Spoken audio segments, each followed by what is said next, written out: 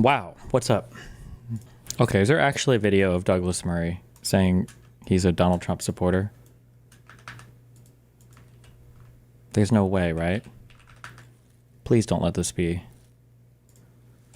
I just don't want to have my illusion of him shattered later on. Joining me now is one of the finest thinkers of his generation, the author of international bestsellers, including The Madness of Crowds, The Strange Death of Europe, and The War on the West, Douglas Murray. Douglas, great to be with you. Thank you so much for joining Can I get a notebook notable since I be reading and notebook taking? What does that mean? me on the show this evening. I want to start with Donald Trump's inauguration. You were over in Washington, D.C. What was it like to be there during this historic moment in time? Well, I've never actually streamed a day in my life, and I'm not being an ass. But what is the actual reason why the stream starts so much earlier than you actually turn on the camera? Okay, so firstly, I check other streams. Some people have their stream on for like 15 minutes before they actually start their stream. Like, I think I checked Lonerbox and 2 other people, and their stream is like 10, 15 minutes before they start their stream, number one. Number two, not Denims, that's an hour. The actual reason is just, it feels weird to turn my stream on and start talking immediately because I'll have like people filing in. And whatever I say, I'm going to have to repeat like 20 times because people will be coming in and be like, wait, what was he saying? Or what'd you say? Or what was that? So I just wait like 5 or 10 minutes for some people to shuffle in, you know? Well, it was, as you say, historic. It was extraordinary to see the president's inauguration, the excitement in Washington, the extraordinary cast of characters who were around in the city to see it. And yes, it really did feel like a new dawn in the US. It was an astonishing speech, apart from anything else, that Trump gave. Much more, it's interesting to compare it to the first inauguration speech, which, if you remember, in 2017 was outside on that occasion, but was pretty... OG Douglas Murray, even though he was right a lot on the GRE, he's still not the guy we want on our side. Trust. Yeah, the thing is, I don't know, like, he has facts, he knows things, but I don't know if I haven't heard him in an environment where he's being challenged by somebody knowledgeable. So, for instance, when I listen to him talk about Israel-Palestine, he's very good at countering a lot of the bullshit from Dave Smith, who's a pro-Pally hack. But Murray's points leaned quite like pro-Israel. Now, that could just be because he was arguing against the other side. I imagine that's people's perceptions of me. But I'm curious if he was challenged on some of those points, what his response would be. Because that would shatter my illusion of him instantly, possibly. So, for instance, he seems to not understand. He keeps saying there's this term, the Palestinian Singapore. The Palestinians had the opportunity to make a Singapore in the Gaza Strip. They could have made a Singapore. Having an incredibly bustling, successful nation in the Gaza Strip doesn't actually help the Palestinian cause, though. They don't want a successful nation on the Gaza Strip. They want a country. And a lot of them want all of Israel. So that's like, it doesn't make sense to suggest that. And I don't know if he's suggesting this from just like kind of like this this like macro level, everybody's happy and healthy perspective while ignoring kind of the historical realities of what both sides are asking for. Or if he just hasn't been pushed on that. Maybe he has more nuance view on that, and I just haven't heard him give it because I haven't heard him debate an educated pro-Pally person, so I have no idea. Angry in tone in many ways. It was, of course, a very divisive time in America. This felt very different. It felt like a much more magnanimous Trump. It felt like a Trump who was on top of all of the things he wanted to do, who had thought through a whole set of policies in the last 8 years and more, and knew how to enact them. I thought that it was just in general a sort of positive New Dawn-like speech. And maybe that's for many reasons, but one of which is, of course, the fact that this was such an extraordinary landslide of a victory for him. You know, the Republicans winning the popular vote for the first time in decades and much more. You could feel that the president felt the mandate that he had and the opportunity, the historic opportunity that he now has. And yes, it was an amazing time. Oh, look, absolutely. And I think it's given a real sense of optimism for the first time in many years. And I felt like that was definitely conveyed during his speech as well. Now, we need to talk about this woke bishop who went on a wild activist rant during a church service for Donald Trump. Here's a reminder of what happened. And I think that J.D. Vance's face really says it all. I ask you to have mercy upon the people in our country who are scared now. There are gay, lesbian, and transgender children in Democratic, Republican, and independent families. Some who fear for their lives. Now, this Bishop, Marianne Edgar Bood, has now gone on a press tour of America. Here she is on The View, who are, unsurprisingly, gushing over her. You seem to have more fearlessness than anyone in Congress right now, ma'am. You were so gentle, you were so respectful, you were very demure and very mindful. A lot of people, as I said, in our country right now are really scared. I wanted to take the opportunity in the context of that service for unity to say we need to treat everyone with dignity and we need to be merciful. I was trying to counter the narrative that is so divisive and polarizing. Douglas, she's out there now talking about mercy and understanding, yet couldn't wait to do all these press interviews. What do you make of what she did at that service and how she's gone about it since? Well, I thought it was completely disgraceful and a great example of where the Episcopalian Church has gone in recent years. There was nothing really about God in this. I mean, you would have thought that she'd have taken the opportunity to talk about God in some way. She didn't. She just had a set of boring Democrat left-wing talking points. First of all, by the way, the obscenity of talking about trans children. There's no such...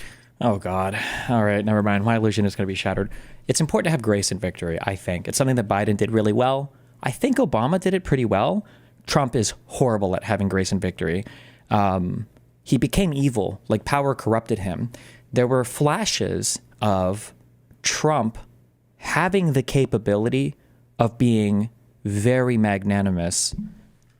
Is that the word I'm looking for here? Yes. In the first primary that he ran in 2016, and it was at a time period we were all thinking, maybe Trump actually could be like a really good leader. Maybe he does have it in him, and a lot of this is just false, like bravado or showmanship. I remember there were a few primaries that he lost, and he came out on stage and he congratulated. It was Ted Cruz on one of them, and he said he ran a really good race. He ran a really good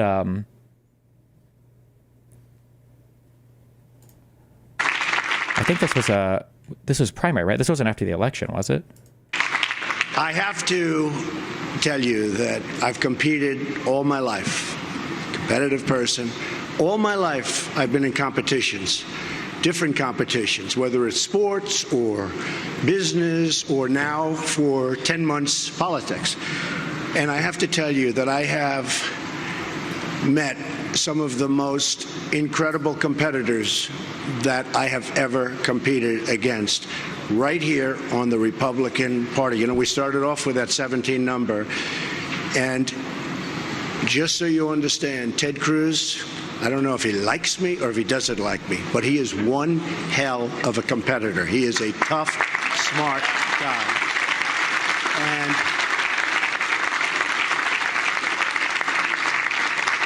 This is a lot of grace and victory. Trump can't do this anymore. I don't know what changed. Maybe just having the power or being under that much of a public spotlight. This is a lot of grace in victory in this primary. He is God. And he did this a few times because people don't remember as much, especially because I have to remember, it feels weird to get older because some of you guys legitimately just wouldn't have been old enough to care about this, right? So you could be 25 years old watching me today and you would have been 15, I guess. 15 years old back then. So maybe you're not following it as closely, but there were a lot of flashes during the primary and even right after the election where people looked at Trump and they were like, maybe this is all just kind of like a big show. And once he becomes president, he is actually going to be able to negotiate and he is going to be able to bring his business skills and his charisma and he is going to be able to unite Congress in a way that's never been done before because of flashes of showmanship like this. An amazing future. He's got an amazing future. So I want to congratulate Ted. And I know how tough it is. It's tough. It's tough. I've had some moments where it was not looking so good. And it's not a great feeling. And so I understand how Ted feels and Heidi and their whole beautiful family. And I want to just say, though, that one tough competitor. And I can say that for the others. I mean, Chris Christie, who endorsed me, incredible guy. Dr. Ben Carson, who was right up there, one of the first. He just called me and said, it's a movement you've got going. We've got to do something because I'll tell you what, it's an incredible movement. Yeah. One of the problems is when Trump comes into office now, he's out for fucking vengeance, right? When Biden comes into office after 4 years of Trump, Biden says, and he did a phenomenal job at doing this, truly commendable. I think history will look so favorably on Biden's presidency. Fuck, I wish I could find the articles and the tweets I was reading. I just remember when people were asking, it was Cooper, DeSantis, I don't remember all their names, the governors of the 4 states, I think it was like North Carolina, Georgia, Florida, maybe South Carolina, that were impacted by the hurricanes. People asking them, have you called Biden to see, what FEMA is going to do, what you're going to do? And he's like, Biden called us yesterday. We've talked to him already about the emergency aid. There was some congresswoman who was I think she was like a MAGA lunatic, and Biden, I think, like took her out for a walk and chatted with her about emergency aid and stuff, and she kind of changed her tune afterwards. Biden did such a good job at coming in and saying he was going to be an American for all, a president for all Americans, that he wasn't here to divide us between left and right. And so calling for Trump to do something similar, you don't have to come in and get revenge on your prior political opponents. It would be good to show a little bit of grace, and it would be good for you politically as well, and it'd be good for your agenda. But man, no, Trump is just on the fucking warpath. This is good leadership. Murray's analysis here is completely fucking retarded to say that, why would a religious leader ever talk about anything having to do with politics? I hate the sign of a weak and what would you say when you disrespect your religion?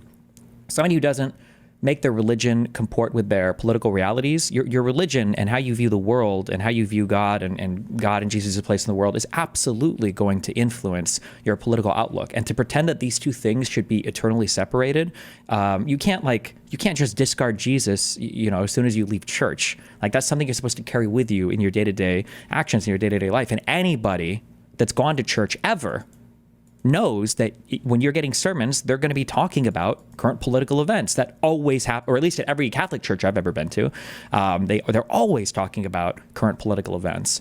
So it's weird that he's like, I can't believe this person is talking about politics right now. That's so not religious. Like, what are you talking about, bro? Disgraceful and a great example of where the Episcopalian Church has gone in recent years.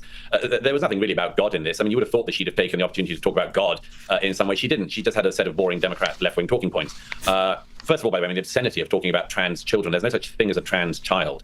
No child is just born in the wrong body. And if people are fearful, as she said, which I'm really not sure they are. But if they were fearful, then it's because of people like this Barmy Bishop who go around claiming that Donald Trump is going to come and kill their trans children or whatever. I mean, people have to be indoctrinated into that kind of fear. That was 2 months ago, and as of now, we've removed trans people from the military. I think have we banned nationally any kind of trans treatment for under 18? I don't know if you're allowed to do anything now in terms of hormone therapy at all or anything. Forget surgeries or whatever. So Murray was just completely incorrect in his analysis here, or whether or not people's fears were justified. And people like her have perhaps managed to do that to some of their would-be flock. It's just one of those occasions, though, when you remember what has gone wrong with a large segment of the church. It's not just the Episcopalian Church, but this is a moment, and it doesn't happen that often in America any more than Australia or Britain. This is that was something that I got majorly fucking wrong at Destiny. Did you say before that you thought Trump wouldn't be too vindictive because of his attention span or something? Yes, I thought that Trump goes after people that are right in front of him, and if it's in the past, he doesn't give a fuck. He doesn't have the attention span for it. Whoo! He definitely remembers. That was probably one of the most incorrect predictions that I made, that Trump just would move on and start focusing on like current shit. Whether it's because he got people next to him specifically and told them you need to go after the people in the past, but no, he definitely remembered. But this is a moment, and it doesn't happen that often in America any more than Australia or Britain. This is a moment for the church to shine. And actually to talk about God, to talk about Jesus, to talk about the Christian faith, for instance. Like, this is, and I'm guessing Murray is either not religious or he's a fake religious person who shouldn't pretend to be religious. You can't leave God in church. All right, that doesn't. That's not how it works. It's not Empire State of Mind. If Jesus can't save you, life starts when the church ends? It doesn't work that way. You're supposed to live your religion. It's supposed to influence all aspects of your life. And yeah, again, if you've ever been to church before, if you've ever gone to, in the Catholic faith, we call it Mass. If you ever go to Mass, if you ever go to any of these things, I would be shocked if in other faiths they don't talk about politics ever. That would be shocking to me. I'm sure they do. This would seem like prime time to do that, but only a banal bishop like this thinks that instead of talking about God, they should do their boring talking points. Oh, sorry. Hold on. I am being very American-brained here. Okay. So Brit Jim said, the Church of England specifically stays away from political events. I wonder if Murray thinks that's the case in America. Maybe he's maybe he's coming at this from a British perspective. Maybe in Britain, you guys don't do that. Also, if I see comments like this anymore, okay, because my mods aren't hiding them, I'm permabanning you from the chat, okay? Lucas, does Destiny read YouTube comments? No, okay? Stop spamming my chat with this. Which if anyone wants to see, they can get on The View any day. It's just a real disgrace that somebody like her is in that position. And as I say, a demonstration of the church's failing, that they would have just this third-rate political hack when they could have had somebody who was talking about God and representing God on earth. And I can think of no one further away from that position than her. I'm sure she'll enjoy her 2 or 3 days of being lauded for her incredible bravery. And after that, I hope she disappears into the oblivion from which she came. Oh, look, don't we all? That would be great. And Donald Trump overnight's also demanded a public apology. He's posted to Truth Social saying the so-called bishop who spoke at the National Prayer Service on Tuesday morning was a radical left hardline Trump hater. Jesus. She brought her church into the world of politics in a very ungracious way. Douglas, Trump is right here. What business did she have? And it goes to what you alluded to before, turning what was meant to be a great church service into a political one. If you're going to bring something out onto a certain battlefield, then it's fair game to fight over. If you're going to showcase your religion and make it a part of your identity, well, then people are allowed to call that into question. I think that's totally fair. Could you please address logistical stuff? It's super annoying all over socials. He's claiming that people are trying to kill him because of you. He's lying. I don't do much with that stuff. I don't like the fact that I just mentioned him now means he's going to do 2 more streams on it. Like these people, the only thing he can do is cover my stuff like obsessively. He's part of these servers where these people have these conversations. He pretends that he's not, but he knows what's going on. He knows that he plays stupid. Supposedly he had some huge conversation with Connor yesterday where he's like, post proof, post evidence, post logs, blah, blah, blah. But and so he'll pretend that he doesn't know about it or pretend that like Kelly doesn't know about it. But like that's because sometimes they make side servers where they talk about it. They're literally in direct contact with a lot of the Kiwi Farms people. They'll literally, something will get posted on Kiwi Farms and Justico will say something about like, oh, well, this just came up, and they're just like getting it from there. And I know that there are people that post RKF that are in some of these Discord communities. Like, yeah, I'm not going to sit here and chase that down. I don't care. Listen, they can say and do what they want. That's on them. Have fun. If they don't like it, then I don't know. Find something else to cover. It's so strange. I mean, just to demonstrate, that there should be such a thing as consistency. I wouldn't have wanted to hear a sermon from a very right-wing bishop explaining how tough we should be on illegal migrants either. I mean, she said we've got to have mercy on illegal migrants and how scared they are. And I mean, that's just ridiculous. I mean, you can just do that forever. But the counterpart is you could just talk about all the crimes that some illegal migrants have committed. But again, who wants to hear that from a pulpit? You can hear that in some of the news if you want. You can hear it on it. You can see it on X. You can see it on YouTube. You can see it in the newspapers. You can read the New York Post and you can read the crimes that have been committed by illegal migrants. But once you step into church, you would hope that you would get something other than the day's news and something about the eternal and the divine. And again, and I don't know, again, maybe I'll be honest, maybe outside of America or outside of Catholicism, maybe churches are different, but you have a formal structure for what Mass is. I don't even remember it.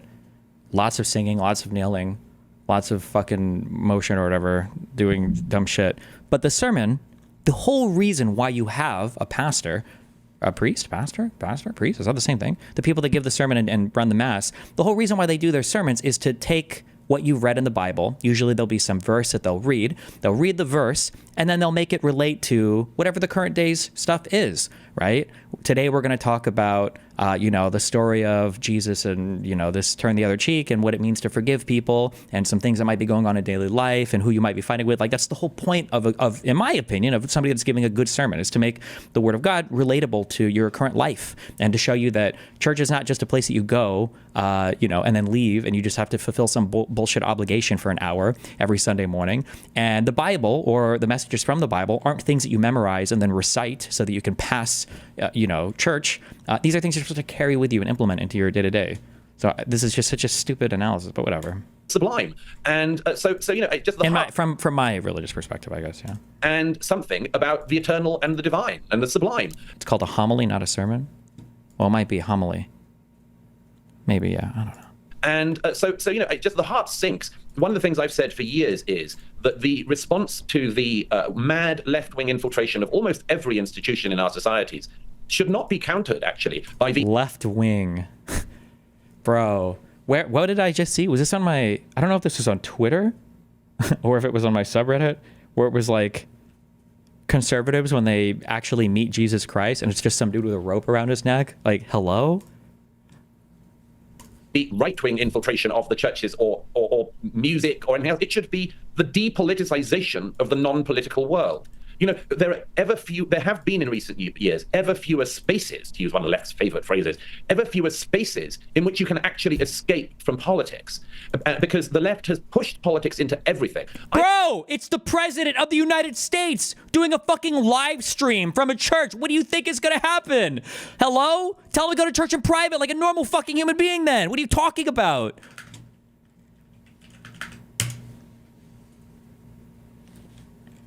Oh, it was it was this true.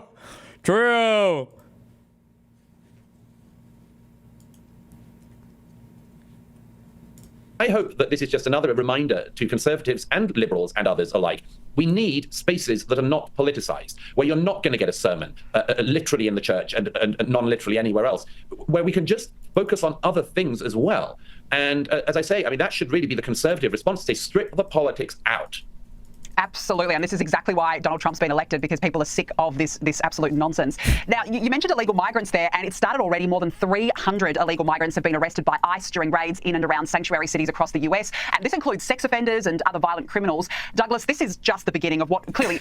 I don't like this number. I'm curious what this actually looks like. When it says ICE arrested 308 illegal migrants, what that sounds to me like is they did investigations in cities and they found people that were guilty of crimes, and then they arrested them. What I'm willing to bet actually happened was they went through a lot of the state jails or prisons, and then they asked questions about citizenship status, or they already had people that were being processed, and they were like, oh, this guy that's in prison for murder or whatever, he's an illegal immigrant, we're going to deport him. This is more likely what happened. I seriously doubt these people are making novel arrests. I could be wrong, but... across the US, and this includes sex offenders and other violent criminals. Douglas, this is just the beginning of what clearly is a massive task ahead for ICE and Border Czar Tom Homan, but how good is it to see law and order slowly and finally being restored?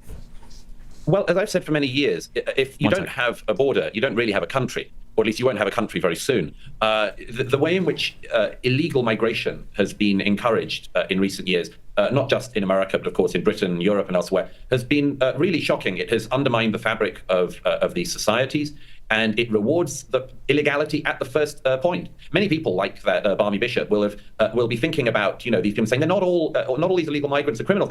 That's true with the fact that obviously not all of them have raped and murdered people since entering the US illegally, but all of them have broken the law by entering the US illegally. And meantime, by the way, you know, this is another of those great things that undermines one of the central fabrics of a society is, you know, legal migration is hard. Getting asylum, actually, for legitimate reasons is hard. And the fact that at the same time as that reality exists, you just have this other world where anyone who just breaks the law is allowed to do so is just something that has massively undermined the United States of America, as with other developed democracies. It is a huge task ahead for the Trump administration. There's no doubt about that. And they are going to be fought against by Democrat governments in sanctuary cities, Democrat authorities in sanctuary cities like New York and like cities in California. And we'll just see what happens. But I think that the one very important thing about this is it's not just that America and the American voters who voted in Donald Trump are watching. I think the world is watching. Because countries like Italy, Spain, France, and others that have millions of illegal migrants in their countries, they have Did you see that Trump literally plugged Douglas Murray's book on Truth Social the other day? Yeah. Totally failed to deport. Britain is another example. More than 1 million illegal migrants in the UK. Total failure of the government, total failure of the state to enforce the border laws. If Donald Trump can do this in America, then maybe there's a blueprint for other countries saying, you know, we are fair-minded countries. We're good countries, which is why so many people want to come to the developed world. There must be something we're doing right. But we're mad if we think we can just have open borders and anyone in the world can walk in. So the American voters will be watching. Why don't British people say bollocks as much anymore? Or bloody? Trump. But my prediction is that governments across Europe and elsewhere will also be watching very carefully and hoping that he succeeds and that they can follow. Absolutely, and hopefully he sets that standard. Now, I want to ask you about the ceasefire deal between Israel and Hamas. We've already seen the first of some of the hostages being released. But Douglas, you know, in your view, will this really ever truly end this war? Well, it's very early to say. I think he has a point about institutions needing to be depoliticized, but it doesn't really apply to the situation. Yeah, I definitely agree that that is true, but not to church. Hello? My expectation is no. I'm extremely pleased for the hostage families whose daughters were released. 3 women were released, of course, at the weekend. There has been an awful lot of praise of countries like Qatar in particular for helping to affect this release. Oh, okay. You guys do say bollocks. Okay. There are still many scores of hostages in Gaza, an international array of hostages. By the way, for that UK illegal migrant statute he is using, those are accepted as asylum seekers. Okay, that would be incorrect to use it that way, but I think it's important to remember that these people are always, the people that obsess over illegal immigrants are generally always anti-asylum seeker as well. Like if you just ask them, do you think people should be allowed to seek asylum, or what does that mean to you? They'll either say no, or they'll give you an insanely hyper-specific definition that doesn't comport with national or international law about what an asylum seeker is. In Gaza, who were stolen, kidnapped from their loved ones on October the 7th. And Hamas, in its unbelievable necrophilic style, is also holding on to the bodies of murdered hostages. And the Israeli negotiators are having to deal with talking about how to get dead bodies back from Hamas's clutches, as well as hopefully as many living hostages as possible. I think there are just two things quickly I would say about this. The first is that whether or not the war ends really relies on Hamas. Hamas could have stopped this war, and indeed it could have not started it. And that would have been a good idea, wouldn't it? Is it true that we make more money off asylum seekers than we spend? I'm not sure. I doubt that's the case, but I don't know. I've never looked into that before. But there's one other corner which does have to be highlighted, which is the role of Qatar. Qatar is one of the funders and hosts of Hamas, and it is galling to some of us to watch the praise being dished out to Qatar and the Emir at the moment. In my view, a rather perhaps old-fashioned and niche one at the moment, is that if you try to burn down your neighbor's house, then if you provide a fire extinguisher 15 months later, you shouldn't be enormously overpraised for your actions. And that's the situation that Qatar is in.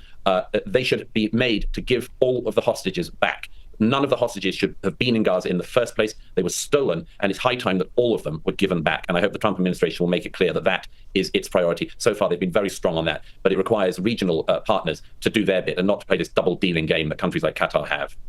Yeah, absolutely. Spot on as always. Douglas Murray, really good to speak with you. Thank you so much for joining me on the show this evening. It's a great pleasure as always. Thank you. Thank you.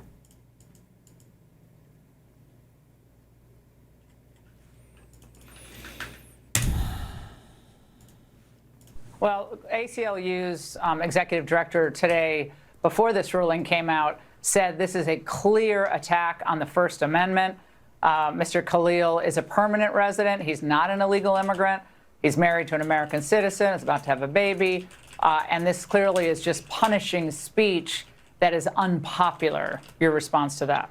Well, you can actually denaturalize American citizens who are naturalized if they are Hamas supporters up to 10 years after they were naturalized. So if you can do that to naturalized... Can you, I don't even know what that process looks like. Denaturalize citizen, United States. Is that a process?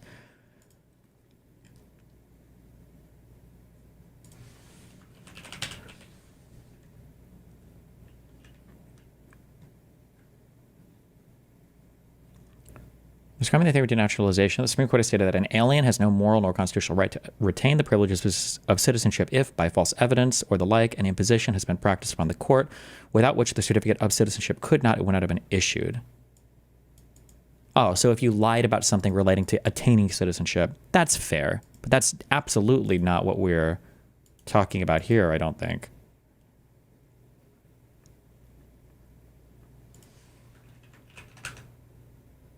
Marrying an American does not give you citizenship. No, marrying an American gives you a green card, which confers permanent resident status upon you. Well, if you go through the process to get the green card after getting married. But citizenship is the next step. The green card is the hard part. Getting citizenship should be pretty easy once you've got your green card and you've waited the number of years. After they were naturalized. So if you can do that to naturalized citizens, you can certainly get rid of these residents. Well, ACLU's executive director.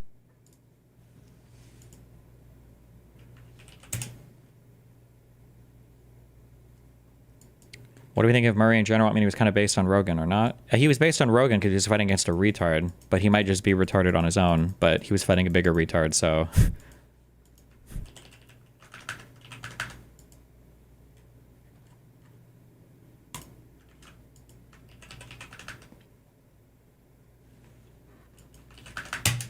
And now for what I...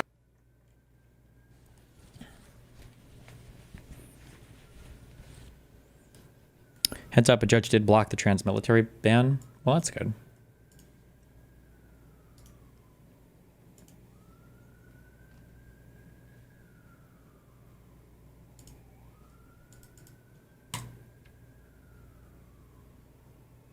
Clip of Elon Musk being an absolute retard about water.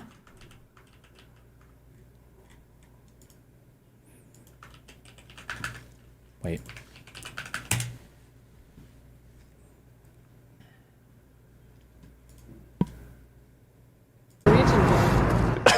This question. Critics say that Tesla is stealing water from the region.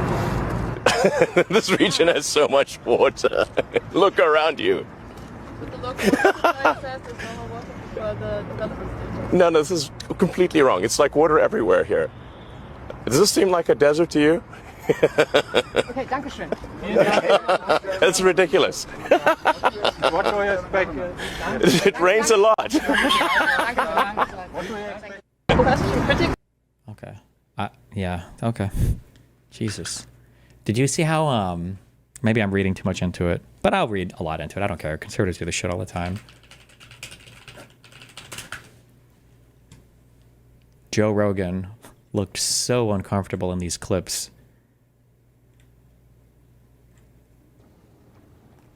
Also, you know what? Because I'm fair.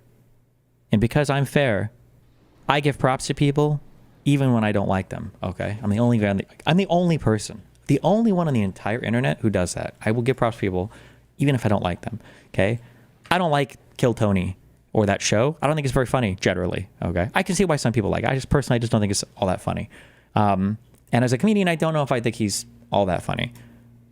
I don't think it's brave to make edgy jokes when your entire audience expects a certain type of edgy joke, and then it's not very edgy at all. It's just kind of expected, right? Like if I'm with a group of very racist friends and I make a bunch of N-word jokes, like that's not very. I mean, it's kind of edgy, but not. It's safe edgy, you know. It's not. I'm not really pissing anybody off. So they did a big Kill Tony where they had an Elon Musk impersonator and I think somebody else. And you know what? If you would have asked me prior to this, would they ever make fun of him? I might have even said something. I'd say, no, they're never going to do anything like that. No shot. But they did it. So you know what? Props to him. And Joe Rogan looked incredibly fucking mad or awkward, I guess, during this show. Elon, this is your first time seeing Ari. Why? Stop. Correct? I thought, yeah, it's really... Elon, this is your first time seeing Ari, Matt, yeah, correct? I thought, yeah, it's really funny there. I'd like to ask you a few questions. It's been a really great movie. Very funny. So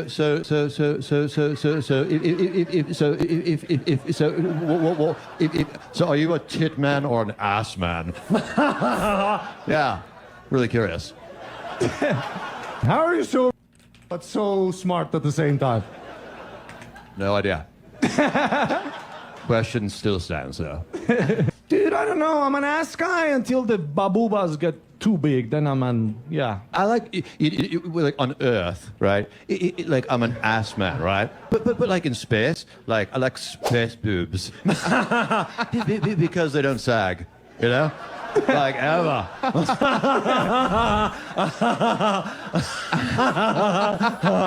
Yeah, we're good friends. I don't know, man. Okay, sorry. I really resent that.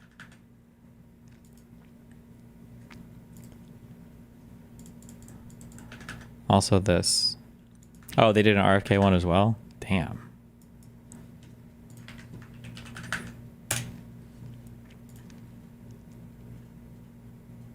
Oh, Shane Gillis did his Trump impression. But the Trump impressions never really make fun of Trump. For some reason, they're always funny, but they don't feel like they're mean towards Trump. But he does do a decently good impression. This is 6 days ago? Oh, is not the same one he did before, or? This bucket pool, because this is like the heartbeat of the show, is this magical bucket. So there's some people in this bucket that are over 200 years old. We'll get to the bottom of that, though. He's exactly right, and it is a disgusting disgrace what this show has become. There's 200-year-old men in that bucket, and Elon's gonna sniff them out like a truffle pig. Right. Yeah.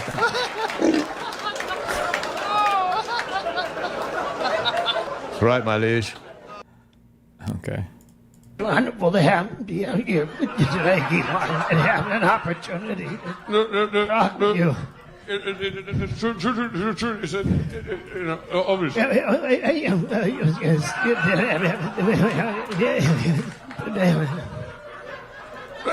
RFK, maybe it's okay if I talk me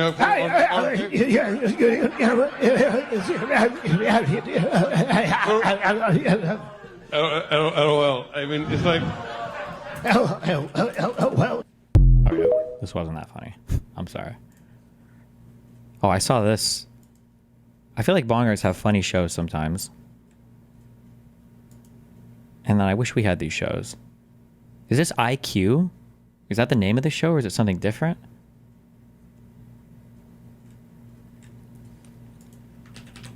Or QI? Is that supposed to be like a play on IQ?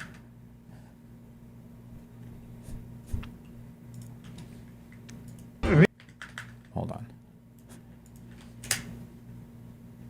What does this guy normally sound like? One sec.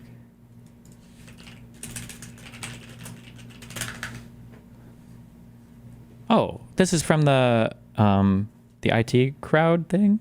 Good evening, and in a way, welcome. The first thing I want to say is thank you for not judging me. I, like many of you, need or feel the need for money.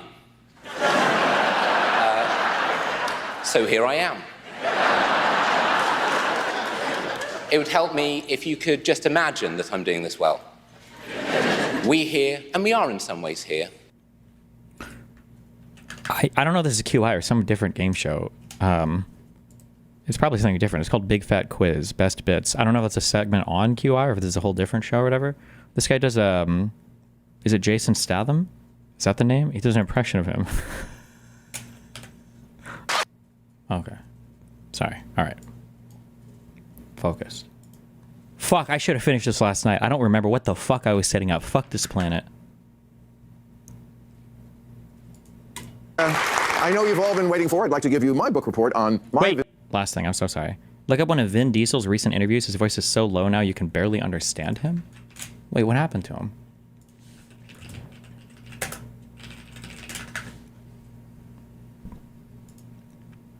Two years ago, 8 years ago, 1 year ago?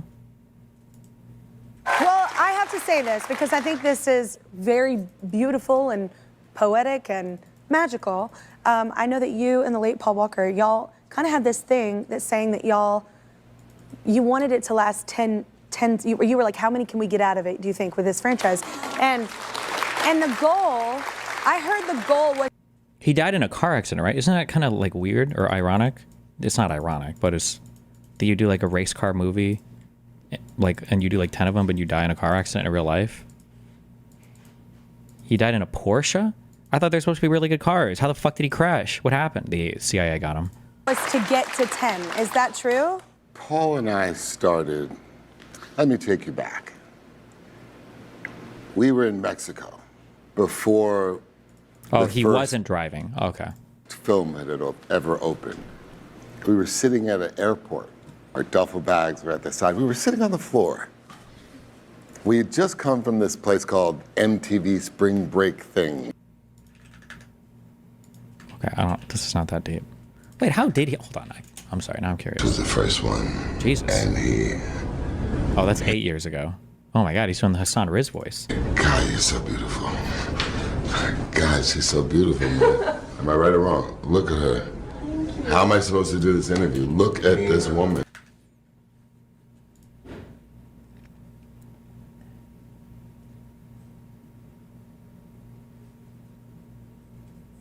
They CGI'd his face for the end of one movie, right? Where they like nodded at each other and drove off. Also, oh my God, he died 12 years ago. Oh, Jesus. Okay. I still have that moment every now and then where somebody was like, that was over 10 years ago. And somebody would be like, bro, that happened in like 2014. What do you mean? It was like, where's the boom sound effect? Boom. I have a sound effects folder. I just haven't mapped them to my Stream Deck yet. One day I'll do it.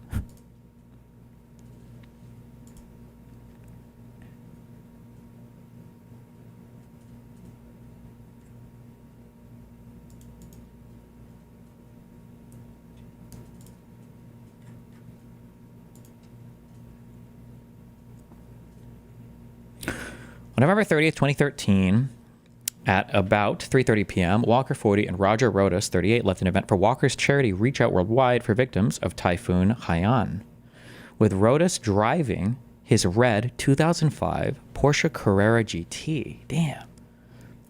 Traveling between 80 miles per hour and 93 miles per hour in a 45 speed zone on Hercules Street in Valencia, a neighborhood of Santa Clarita,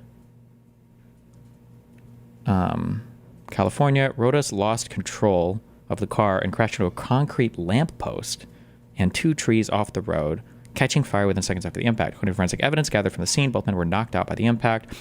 Rodas died instantly from multiple physical trauma, while Walker died within seconds from the combined effects of physical trauma and burns. Jesus.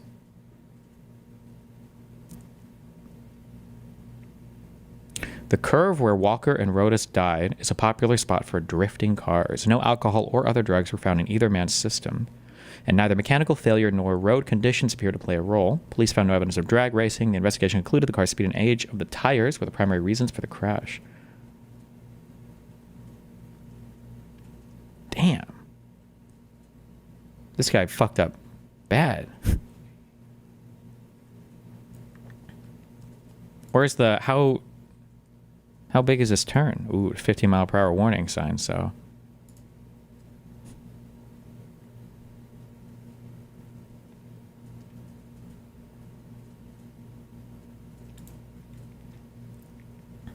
The car owner basically wanted to show off and lost traction, as the Porsche 918 is very hard to drive with no stability. What do you mean no stability? Like there's no like wheel balancing or steering protection or anything like that? Or...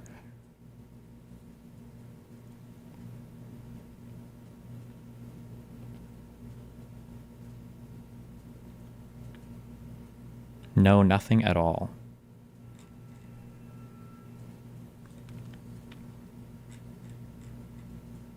It doesn't have ABS? Seriously? Not even anti-lock brake? Is that even legal? I thought after a certain year, cars like had to have some of these things to be street legal.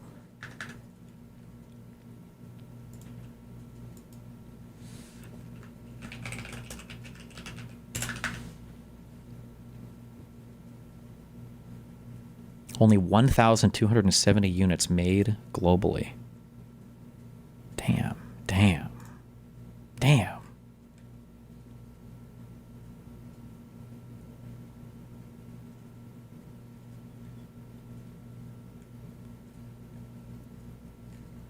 Bro, I'm too scared to turn my car onto fucking onto track mode or drift mode. Fuck that.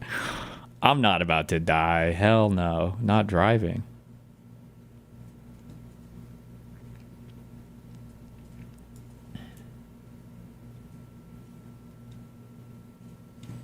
There's a really short video called Lex Friedman interviewing Douglas Murray parody.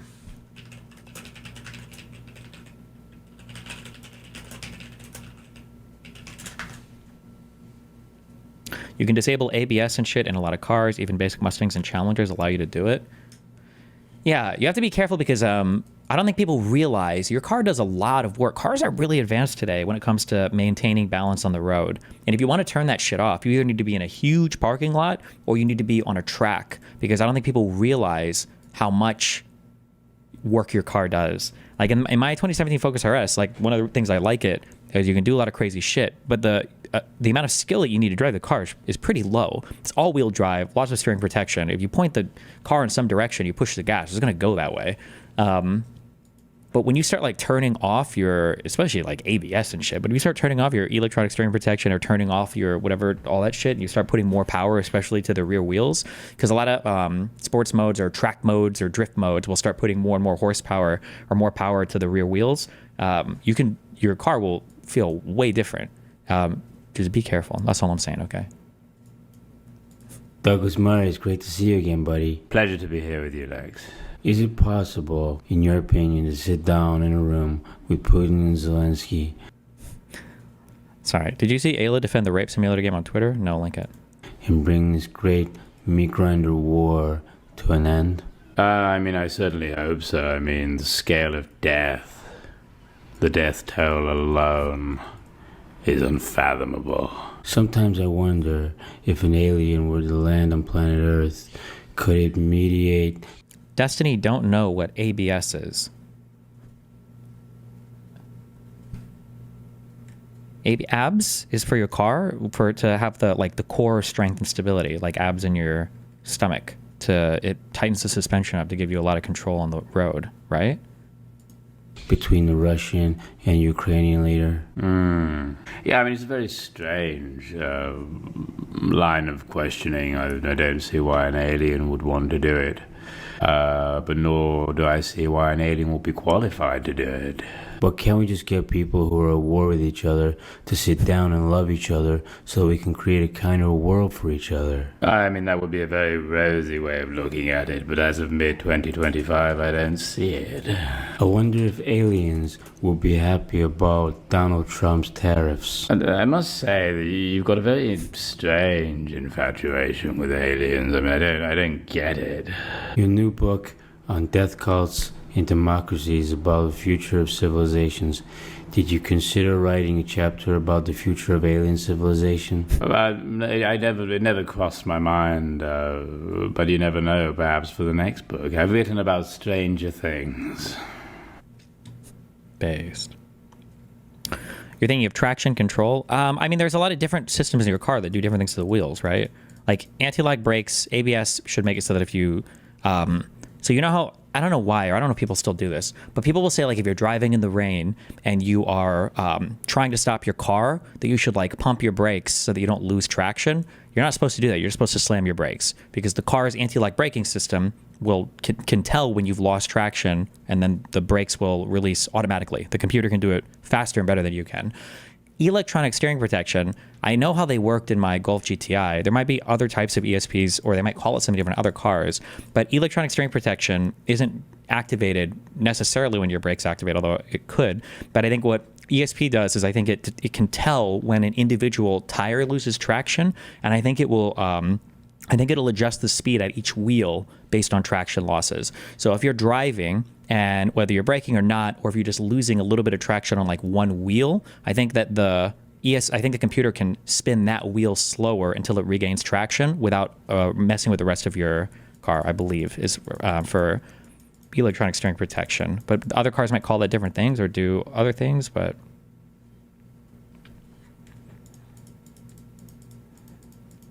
there's probably more advanced systems as well for traction control stuff that I'm not even aware of these days. But for open differential, it usually just applies the brake so it grabs. Well, sure, because your brakes are the best way to slow your wheel down. That's kind of what your brakes are for, right?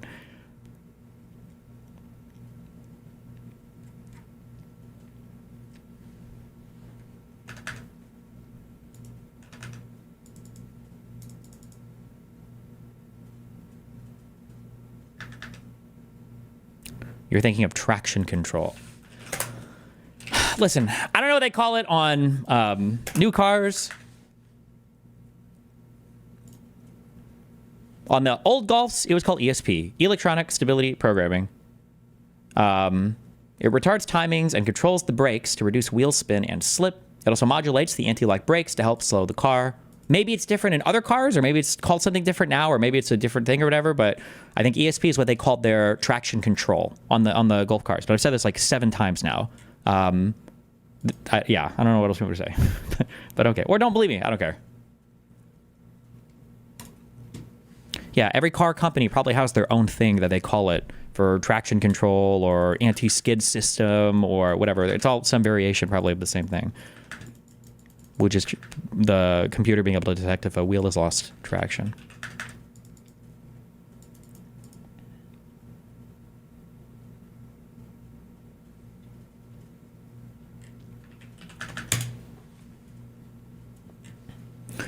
I can't believe I haven't been raped more. I spent a lot of years climbing into strangers' windowless vans, getting drunk at sus parties, doing escapades with the dudes I met online, whoring, traveling solo at night in sketchy countries, etc. Do rapists hate autism or something? Guys, I didn't mean I wanted to be raped more, only that I couldn't believe that I hadn't been. I have a rape fetish, but that's distinctly different from wanting to actually be raped. You can't talk about this online because everybody gets ultra super triggered. I think the vast majority of men that have like a rapey demeanor are generally just trying to push women into situations where they're not comfortable and then get them into places where they're less likely to say no. But I think Ayla is the type of person who she doesn't want to do something, I think Ayla would just say, no, I don't want to. And that's probably going to stop like 98% of like creepy, skeevy guys. But nobody likes to talk about that because it sounds like victim blaming stuff. So choose the bear, not the man, I guess.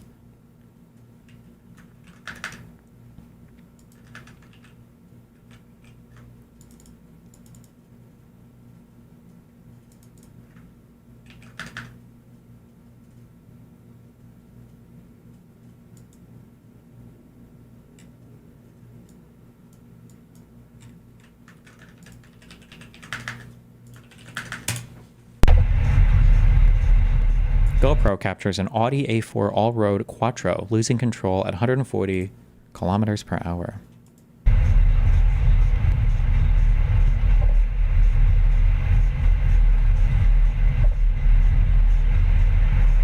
Damn, in the rain? This guy's so brave. And by brave, I mean fucking retarded.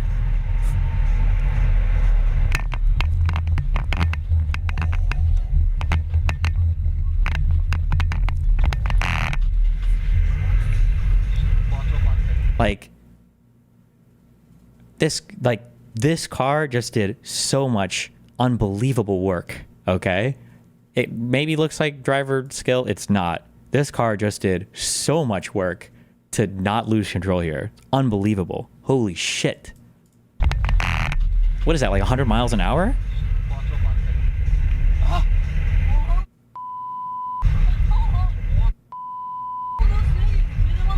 How far, or how fast is 140? 86, 87 miles an hour? Okay, still fast. Damn.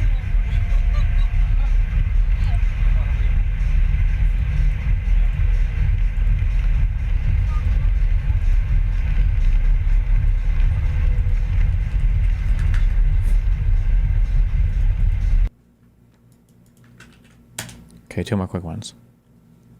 Paul Walker's fiery wreck seconds after the crash. We don't, but we came from the same area. Jesus Christ. What car is that? Ferrari, dude. Go away, it's gonna blow up. Dude, the guy's in there. He died. Go! Drive away, it's gonna blow up. Drive away. Drive over there. No, we're fine here. It's not gonna... Dude.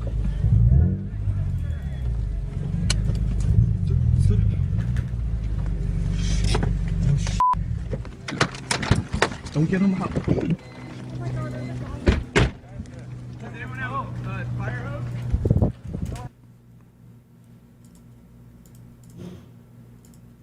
So what's going on in this image? It is just an embedded video with this woman who some of you recognize with the caption, "Tariffs or this?" Is that our old system of masculine values has been replaced with what they call the longhouse. It is a proverbial communal house where everyone has lost their privacy in exchange for comfort. And that in such spaces, it is women who make the rules. And so everything about the culture and how disputes are resolved is all done the feminine way. So the theory goes is that the way men resolve disputes is through direct conflict. Okay, I'm good. I don't, whatever this is, I'm good. Wait. Wait, how long do you think it's going to take? Like 3 minutes at the most. Oh, okay. If it's a quick thing, because there's a Bill Maher thing I was going to watch. But if it's a quick thing, we can do it now. But if you want, we can wait 20 minutes. It's up to you. How long was the Bill Maher thing? It says 13 minutes, so probably 20 minutes to watch. Fucking, I'm already here. Yeah, go for it. What's up? First thing right out of the gate, there was a district court decision in a case regarding an executive order that Trump signed back on January 20th. The executive order 14159, protecting the American people against invasion. I'm sure you've been suffering under the invasion that it's talking about. And it was... Does this have to do with Venezuelans, or...? This just has to do with immigrants in general. It's saying any non-citizen or alien has to register with the U.S. government, and they have to carry proof of that registration with them at all times, or else it's a crime. Oh yeah, that's wild. I think because my girlfriend is Canadian, so like I think if she's here, there's like a thing that she's gonna have to download or some bullshit to prove that she's not like here illegally or something, just like while she's around. Yeah, it seems insane. Yeah, I don't mind sending you over the thing for that if you need it, but I'm sure you get your own lawyers. But I just wanted to. A lot of people don't know about this because that decision went into effect. So the judge was asked to stay that decision. Okay. And on the 10th, the judge said no, and then on the 11th, it went into effect. So right now, if you are an alien in the nation in the U.S., you can be charged with a misdemeanor, charged $5,000, or be imprisoned up to 30 days if you don't have proof of registration. It's not at this. We don't have clear guidance on necessarily what everything means. There's like good guesses, but it's not super clear. So if you are a green card holder, you've got to carry your green card around with you.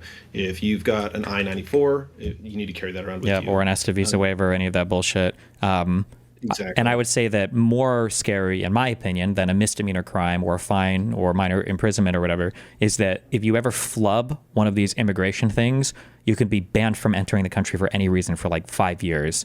Wait, even tourists? Exactly. Yes. Every single non-citizen. Yes. It is unhinged and insane. Yes. But if you're here under 30 days, I have seen, again, nobody knows right now. I have seen things that say if you're for under 30 days, maybe not. Still a good idea to carry it around with you because guess what? From what it seems like, it doesn't seem like ICE officers are taking the time to get all the facts straight before they do anything. Yeah, So I would and if you're here on the default visa waiver, that ESTA visa waiver, those typically last for 90 days. So you're probably able to be here for more. Yeah, so be careful. Yeah. Then the other side of it is let's say you don't know, because again, it's not clear who needs to do this registration. Let's say you don't know. Well, lucky you, they've put out a form online where you can fill it out, and it'll tell you whether or not you need to register. And if you do need to register, it'll give you a proof of registration. But in that form online that you're filling out, it asks you, have you ever, been cited or arrested or anything having to do with a law enforcement officer? It asks you to list all of your activities in America. Just list your activities since you entered, and then all the activities you plan to do until you leave. So it's basically like, here is this sheet that you can incriminate yourself on. If you don't give us enough information, we won't register you. If you give us too much information, then we'll deport you, right? So that's kind of, again, I don't know, but that's kind of what it reads as right now. So it's kind of a really scary situation, and I'm trying to tell as many people as I can about it that might either be non-citizens or no non-citizens. It's really important that people get that taken care of, or at least have something on them to protect themselves in the short term. Yeah.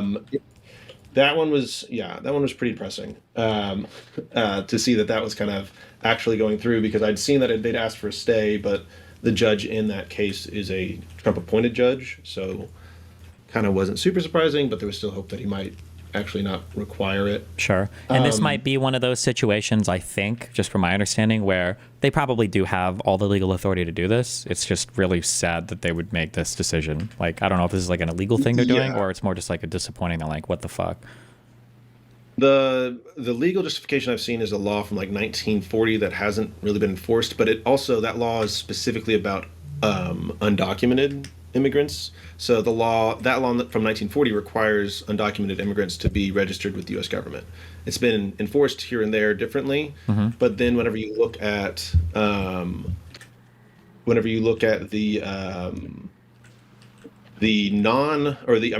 legal immigrants to the country, then it's a little bit more hazy. And then especially you have to carry papers around with you part.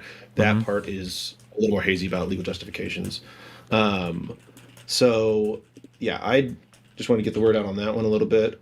Have you been covering any of the stuff about the law firms where he's targeting law firms? Yes, it's probably some of the worst stuff that's happened. I think it is one of the worst things, but nobody understands it or cares about it. So yeah, I wanted to just give a real quick overview for people on it, if that's okay.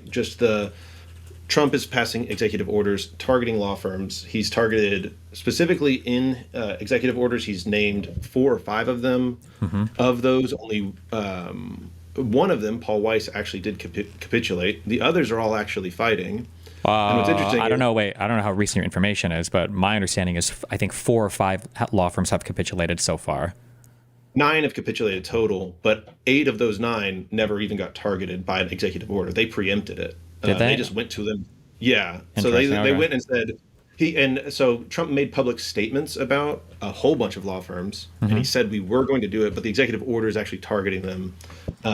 It's just as bad. But so those 9 law firms that have capitulated have pledged about $940 million of pro bono publico work, which is, people are saying that it's just free legal services for Donald Trump himself or the government. It's not quite true. It's for public services that the government and those law firms agree to. And the things that they're saying right now is, it's for like veterans and for fairness in the justice system and for these things. But it's very clearly a pretty unfair power imbalance where, if both sides have to agree to whatever this is used on, if the law firm disagrees, Trump will just issue another executive order until they agree with him on whatever it is they do. So I'm not saying that necessarily these can be used for bad reasons or for things that would help Trump directly or personally, but there certainly is an avenue for Donald Trump to exploit these law firms in that way. Yeah, I mean, I would say more precisely, like they already have been exploited, right? Because you've told somebody that they've guaranteed, I think, over $500 million so far pro bono service to the administration for whatever agenda they want. It's almost $1 billion. Okay, then it's even more now, I guess, yeah. Well, I agree that there's the exploitation in the sense that they were extorted into doing that. But I'm saying that right now on paper, the extortion is to be used for like indigency or people that, need the help that aren't the government or Trump himself. But there's not really much standing in the way from Trump further exploiting them and extorting than to just represent him or the government directly. There's no real barrier there. Oh wait, what do you mean for other people? I thought it was for the government directly. I thought that's what the pro bono services were. It's pro bono publico, which is it's free services in the public good. So saying like if a veteran needs help, applying for his benefits, or if there are government employees that need representation, or there's certain forms of civil rights injustices or things like that, procedural issues, you might see these firms come in and do that representation pro bono through this kind of program. It's something that they were doing in the past already, to be clear. There is actually discussion around whether or not this is just these companies pledging to do more of the work they were already doing, but in a way so that Donald Trump can get a win and he will just fuck off. But I'm not, I don't take up that argument. I think these law firms are all cowards, and it's pathetic that what they're doing. But the government, like, let's say like the Department of Defense, right, had some issue that they needed to litigate. Well, this money, this pro bono work couldn't be used towards, say, like a contract or some kind of intellectual property dispute. That wouldn't be where they could come in currently. There are ways that they could make it into that, but right now, the way the agreements are written, they can't be used for those kinds of things. And that doesn't really absolve any of these law firms. Especially when you look at the 4 law firms that are fighting the executive orders. One has already gotten a TRO, and I believe the other 3 are either in the process or have also gotten TROs against the executive order. And they're in the process of getting to preliminary injunction. There's been some stays, which is common with TROs, or continuances with TROs, because briefing can be quite burdensome whenever it comes to a preliminary injunction for stuff like this. But every firm that's fought this has found, at least a TRO where they don't need to give up their security clearances. They don't have to cancel their contract with the government. They don't have to be subjected to, investigations by the EEOC or the DOJ, because these executive orders aren't saying, I'm sure a lot of people don't really read these executive orders, but what they're saying is, hey, these law firms, they pushed election lies. They helped Dominion voting machines unfairly steal money from Fox News. Or they have a lawyer working for them that worked with Hillary Clinton or Paul Manafort on investigations against me. Yeah. Yeah, they literally names a Steele dossier in one of them. And so it is the most blatant, clear, just like, I am taking revenge on people that harmed me. And then it's spreading. Now we've got stuff in the Federal Register that is just blatant misinformation about the elections, about Trump's activities, these things. And so now, then on top of that, what they're doing is they're saying, okay, and then they look into the firm itself, and they're saying, okay, they've got DEI programs. We're now going to direct the EEOC to the Equal Employment Opportunities Commission to investigate them for racism against their employees. And they're saying the Department of Labor now needs to go after them because they're very clearly being racist in their hiring practices and their promotion practices.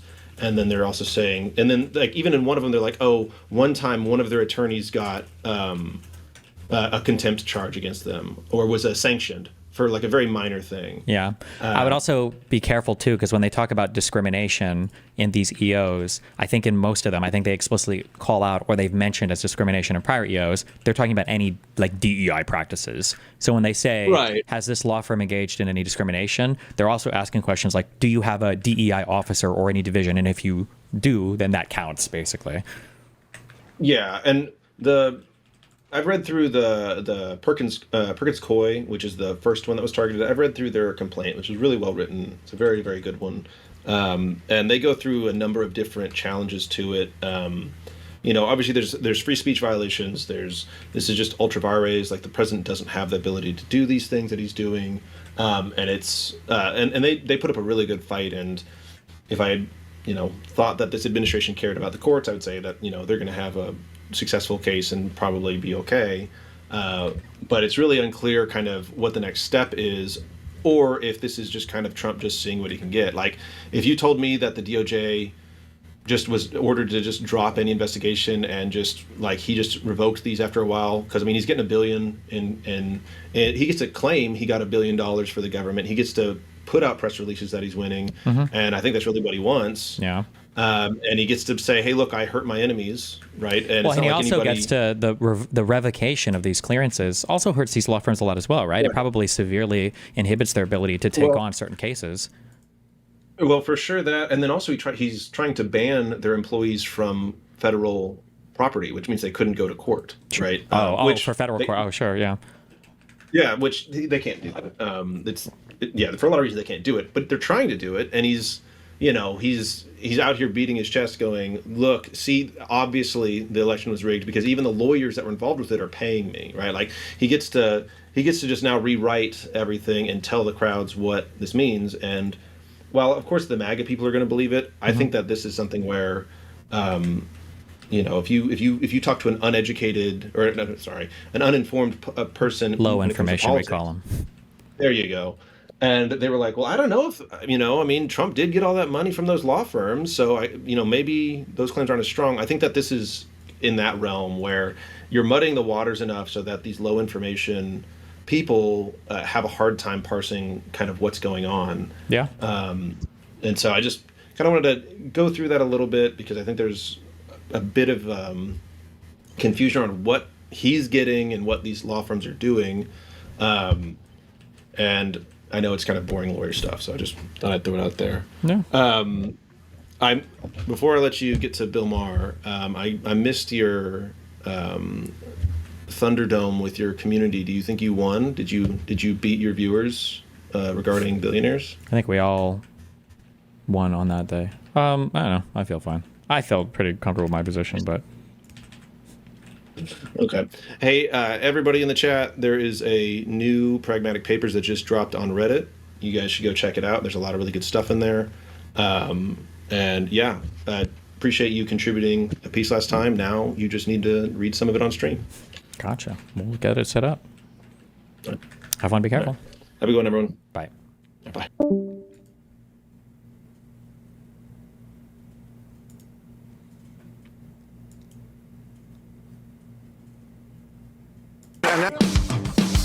Okay, what was the point of this? Okay. Trump's not a lunatic personally in person. Okay, gotcha. Thanks. Thanks for that.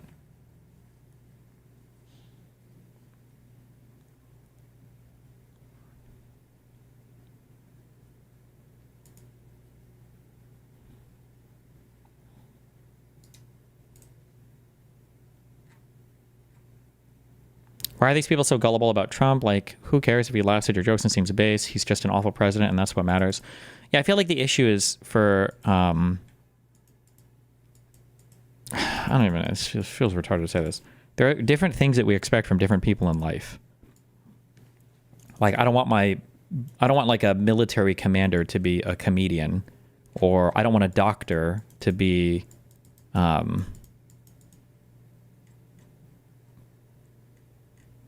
don't even know, a comedian. I feel like we just want like the president to be a comedian. Like, oh, he's friendly. And it's like, okay, well, is he qualified? Isn't that the more important thing? I don't know. That's... Would you agree to debate Douglas Murray from a left-wing Israeli perspective? Do you see any merit in this? Maybe. I don't even know if this guy would debate me, though. I feel like I'm emblematic of a lot of what he wouldn't like, which is an online streamer guy who's not super qualified.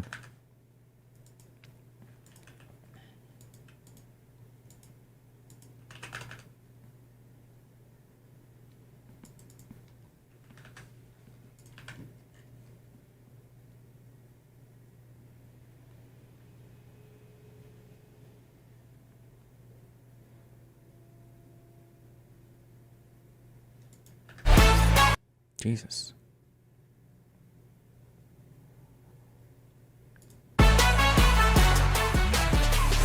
Now, you might remember when Donald Trump was reelected, Wall Street was thrilled, excited about deregulation, tax cuts, and the fact that you could once again call people sugar tits. One top banker told the paper that he feels liberated because now he can use offensive slurs like the R word and the P word without fear of getting canceled at work.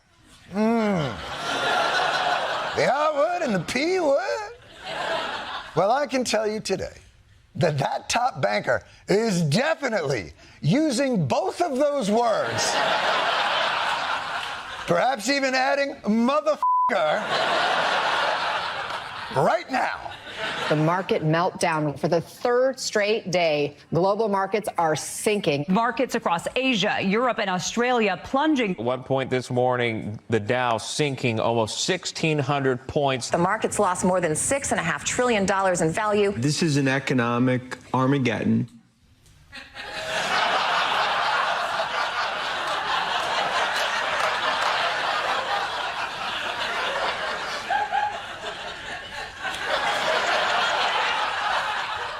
Where's a Hawaiian shirt to an economic Armageddon? What are we doing here?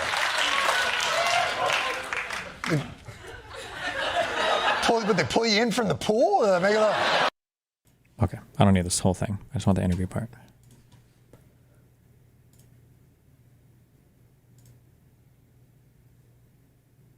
And Desi, oh, never mind. I thought this was some person he brought on to talk to. Never mind. Fuck this.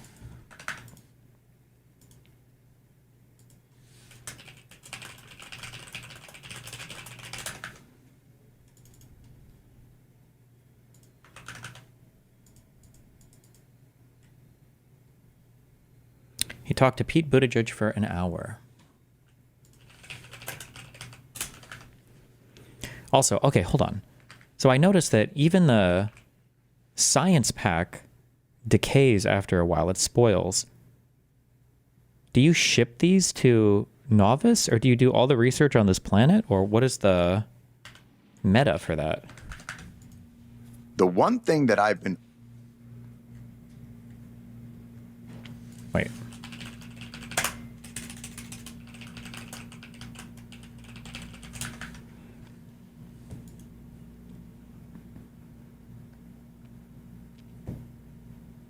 When it decays, it doesn't turn into a fucking monster like the eggs do, right? Oh, this is 3 days old? The fuck?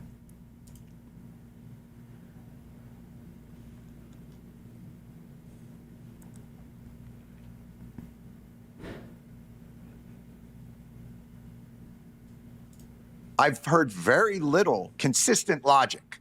Why bother with that?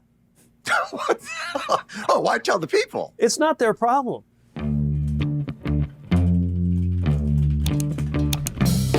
Ladies and gentlemen, welcome to the Weekly Show podcast. My name is Jon Stewart.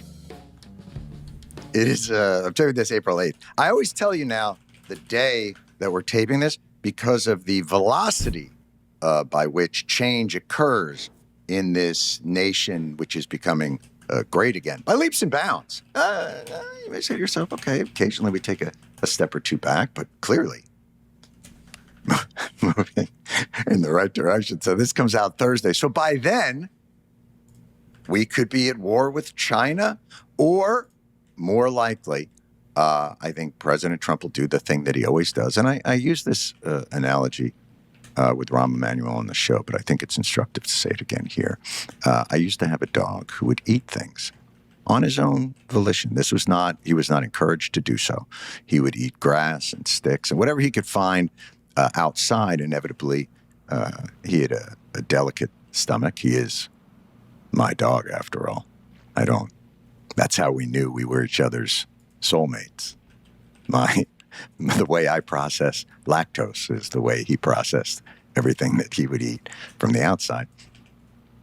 He would become nauseous. He would vomit. And then, before I had a chance to get the towels, he would lap it up, clean it up. And then he would look at me like, hey, huh, buddy? I did you a favor, right? Can I get a treat? And I would always think like, no, that was you made a mess. And yes, you did clean it up, but I got to tell you something. You didn't clean it completely up. You left damage, residue, things like that. And that is what Trump will do. He will come out and be like, oh, that's a take. The nuclear bomb I dropped on the economy, it worked.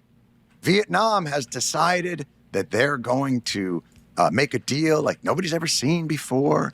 And that's going to be the way that this thing off-ramps.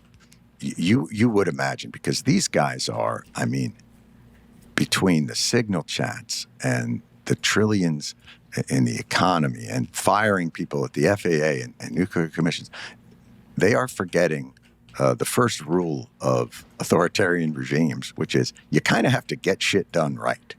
I think that's the whole point, isn't it? We let them disappear people because they do shit right. Is that how things go? Then you get to wear. I'm waiting for Trump to come out and wear the jacket with the epaulets or whatever it is that those guys like to do. Come up with a nickname, but you got to live up to that end of the bargain, from what I understand. But it's been a very interesting, and we've been spending a lot of time talking with some Democrats about where they see this thing going and their frustrations. And there's someone that I really wanted to talk to about it because I find that he's so articulate and well-versed. He's been an executive as a mayor. He's been within administrations. He's well-versed in a lot of different aspects of it, and he's one of the few people who's able to articulate those experiences in such a great way. So I'm just going to get to our guest for today's program. Here he is. A belt is inserting into an output. What are you talking about? It's a water pump thing. It's fine, right? Stop. Ladies and gentlemen, our guest today, very excited, our former Secretary of Transportation, Mr. Pete Buttigieg, is joining us now. Pete, look at you with the scruff. What are you, not working for a month or two and you're growing out the beard now? You started it. That is true. No, it's very rare in my former life that I could go more than a day without shaving. So we just had a little family vacation. I took advantage, and I'm going to go with it for a little while. We'll see. What is, I'm always curious, leaving the government in the way that you guys had, right? It's a incredibly intense experience when you're in the government at that high a level.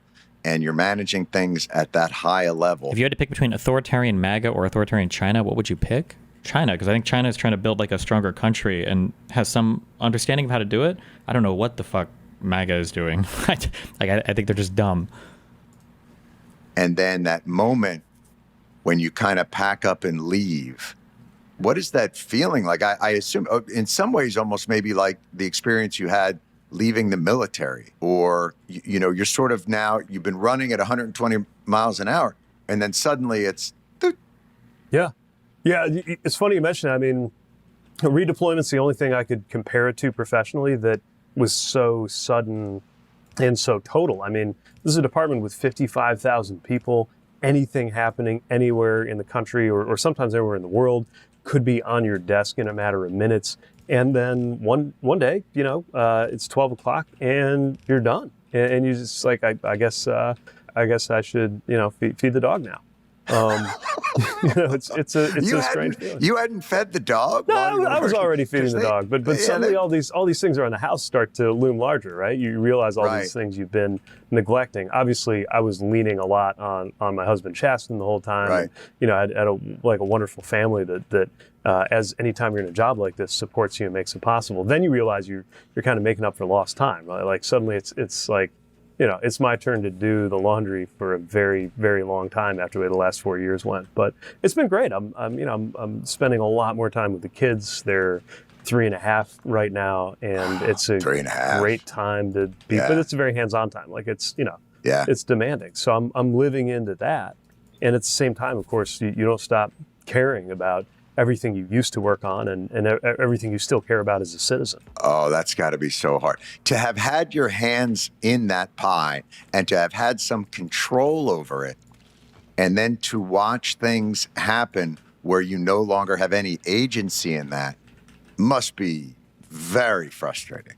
Yeah, I mean, it cuts both ways, though, right? I mean, the other thing is I no longer have to turn the ringer of my phone on, off of vibrate, so I can get the call in the middle of the night. You can silence those notifications now. Yeah, which it took me a while to realize that I was actually allowed to do that, as long as I knew where Chess and the kids were. But of course, you still feel a huge ownership of things. I mean, just after dropping off the kids, I saw a road project going on here in Michigan and stopped to talk to the guys because it was one of the projects that we funded. I want to see how it was going.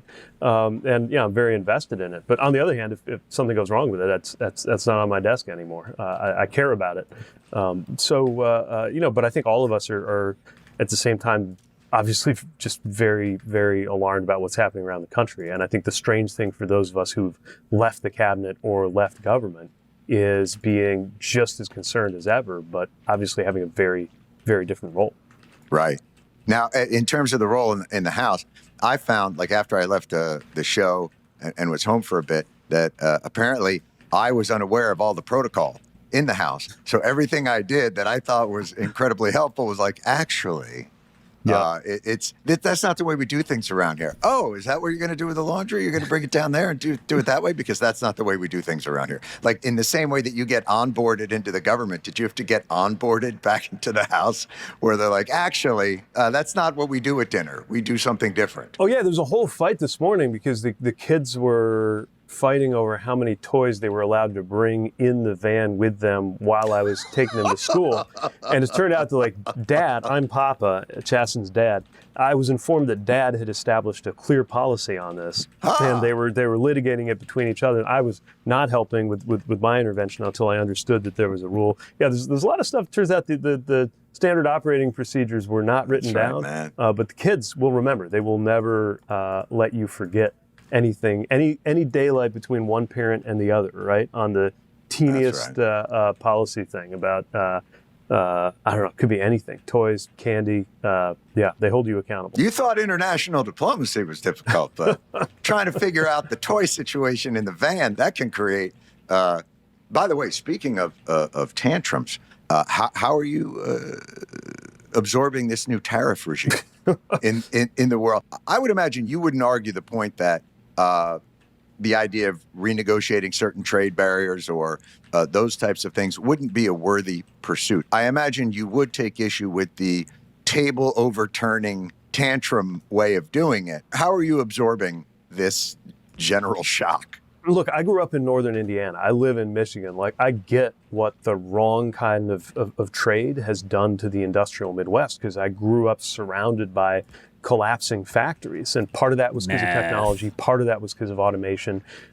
Part of that was because of trade and the way it was handled. And we spent the last, I think, 30 years coming to a new understanding as a country about what we need to do. And sometimes that means tariffs. Look, the last administration, there were tariffs, but tariffs are supposed to be a tool, a political and economic tool in order to get some kind of advantage for the people you serve. This is not that, because in order for it to work, first of all, you have to know what you're doing. It was a conservative think tank just found out that there was just a basic math error in how they came up with these numbers. They divided the deficit and then the goods, and isn't that reciprocal tariffs? Isn't that how it's done? It's not, it turns out. And that actually matters when trillions of dollars depend on, first of all, what you do, And secondly, how you do it. Is it consistent? Do people understand? I mean, people are making decisions right this minute. Small businesses are deciding whether to go through with an order or not. Businesses of all sizes are deciding whether to make an investment or not, whether to hire somebody or not. You know, I already talk to a lot of people. I spend a day a week at the University of Chicago talking to students. A bunch of them, these seniors are graduating, got job offers. Why are you reluctant to say we won't have elections in 26 or 28? You don't think Trump will try and cancel or rig them, or will he just fail to do so? Our elections are just very, very, very complicated in the United States, and there's a lot of different actors involved in getting it all done. So I just don't see him having the, it's just too much work. I just don't see him having the capability of rigging it, like even if he wanted to. Then they got the job offers withdrawn, right? There was already tons of uncertainty about hiring. That was before the tariffs. And that's true whether you're a college graduate looking to get a job at a bank or something. It's true whether you're, hoping as a construction worker that a project is going to go forward near you. The investment's not just numbers on a page. These are decisions that very quickly go to our everyday lives. So the biggest things I'm watching is one, of course, how hard is this going to hit us in terms of prices? Right. That's the immediate thing. I mean, a tariff is a tax. The price we pay goes up. Will it be prices though? Because as you collapse the economy, nobody will purchase anything. So maybe the way this works is, sure, it raises the prices of certain things, but what if we won't buy anything? If consumption goes down so drastically? That gets you to number two. The other thing I'm really watching is the jobs part, right? Like, what's this going to do to people's jobs? It's hard enough to have those price increases if you continue to have a full employment economy, right? One where more or less it's true that if you want a job, you can get a job. It's a whole other thing to deal with that kind of elevated prices, inflation, at the same time as you're dealing with a recession. And now a recession has gone from being viewed as pretty unlikely a year ago or even 3 months ago to being viewed as better than a coin flip by most of the people who have spent their lives figuring out whether we're likely to go into a recession or not. It is a frightening cocktail, especially for people who are living close to the edge, who are paycheck to paycheck, who weren't sure whether you're going to be able to, right? If you're a billionaire, if you're like most of the people in the president's cabinet right now, or a multimillionaire like most members of the U.S. Congress, then okay, this may not be your problem overnight. You can ride it out. If you're a billionaire, you I personally am worried that he'll try the false slate of electors again. That could be a worry, but it'll depend on how midterms go. If he has if they're losing a lot in Congress, he's not going to be able to pull some goofy shit like that. Probably ride it out. You'll probably be okay, right? Yeah, maybe. But for so many people, this is not a game. This is not just something that's of interest because you like watching the news. Like, this is people's lives. And obviously, with the stock market taking the turn that it has the last few days, that's people's retirements. And that's not just, people sitting on giant trust funds. That's ordinary people who've been saving up all their lives. Do you find it interesting, when you see certain interviews or things, or the reporters go out into the world, the people that are oftentimes most vulnerable to it seem to be the ones that are most okay with it. So it's, when they talk to people that are in, Do you think they want to pull some shit in the midterms? You say this, but what does that mean? It's not just like a random thing where you push a button and you auto win the election. What do you mean pull some shit? I don't know what Trump could do. As corrupt and horrible as these people are, I just don't know what he could theoretically do to rig an entire election like that. It's so many different independent moving parts, so many different states, districts. It's just the shrimp boats down in Louisiana, or the like you say, certain factory towns in Indiana. I think there's a certain a feeling amongst them that the system is so rigged and we've been screwed over for so long that fuck it, like burn it down. And I find that to be, it's almost faith-based. They have faith that, he knows what he's doing and this is exactly how it's supposed to go. Now, someone else might look at it and think, you're not really giving us a coherent explanation as to how the manufacturing is going to come back. It's certainly not magic. People have to trust to reinvest that kind of money. And look, when manufacturing went from 30% of the economy to 10% of the economy, that's a problem. Well, what are we aiming to bring back? Do you have a sense of what the internal logic Pete, please. is? Are we fighting Pete, don't be a dipshit. war that was fought be intelligent, in the 50s, Pete, come on. And it's it's not the future, it's the past. What, in your mind, how is this calculation going? Well, I think the spirit of it is they want to turn back the clock, right? That's the motto, make America What did great I just again. delete? I think the reality is thank God. it's never about again when you're talking about how to survive and thrive in an economy that's changing like it is right now, when you're facing the way China is right now, when you're facing AI and things like this. But I think their spirit is about, let's just get things back to where they were. But the mechanics of it are all over the place. I think because you have a bunch of people in the same White House, same administration, same team, who ferociously disagree with each other, right? I mean, you see the latest things, this fight between Peter Navarro and Elon Musk, but it's going to be some new version of this every day. Look, part of what you have is very old-fashioned Republican policy even now, right? It is about tax cuts for the rich, and quietly, that is still probably the number one in dollar terms, the number one economic policy that they're working on right now. Is the trillions of dollars. Are they still going through? Totally. Yeah, it didn't get a lot of attention, but the $5 trillion, that's still going through. And let's be clear, there's a relationship here, right? And a few of them in moments of weakness have admitted it. Because you might think, okay, tax cuts for the rich, that's old-fashioned Republican policy. Sure, the dogma, the trickle down there, baby. And then tariffs, that's the populist Trumpism that's blowing it all up, right? Correct. And those two schools of thought are duking it out. But there is a certain connection here, which is tariffs are a tax. Taxes bring in revenue. And there are clearly some people in this White House who think that they can use the money they're going to get from the stuff that we're buying at Target that costs more, that have that tax on it, right? Right. To substitute for some of the revenue we're not going to get out of the taxes on the wealthy that they're moving to cut. Oh my God, it almost seems like they have a plan. Right? There is a relationship here. There's a reason why some conservative Republicans who never liked tariffs might swallow them right now. Because if their number one priority is tax cuts for the rich, and they can look to Trump to deliver that, they know he will because he did before. And you got another group who are saying, look, our priority is tariffs.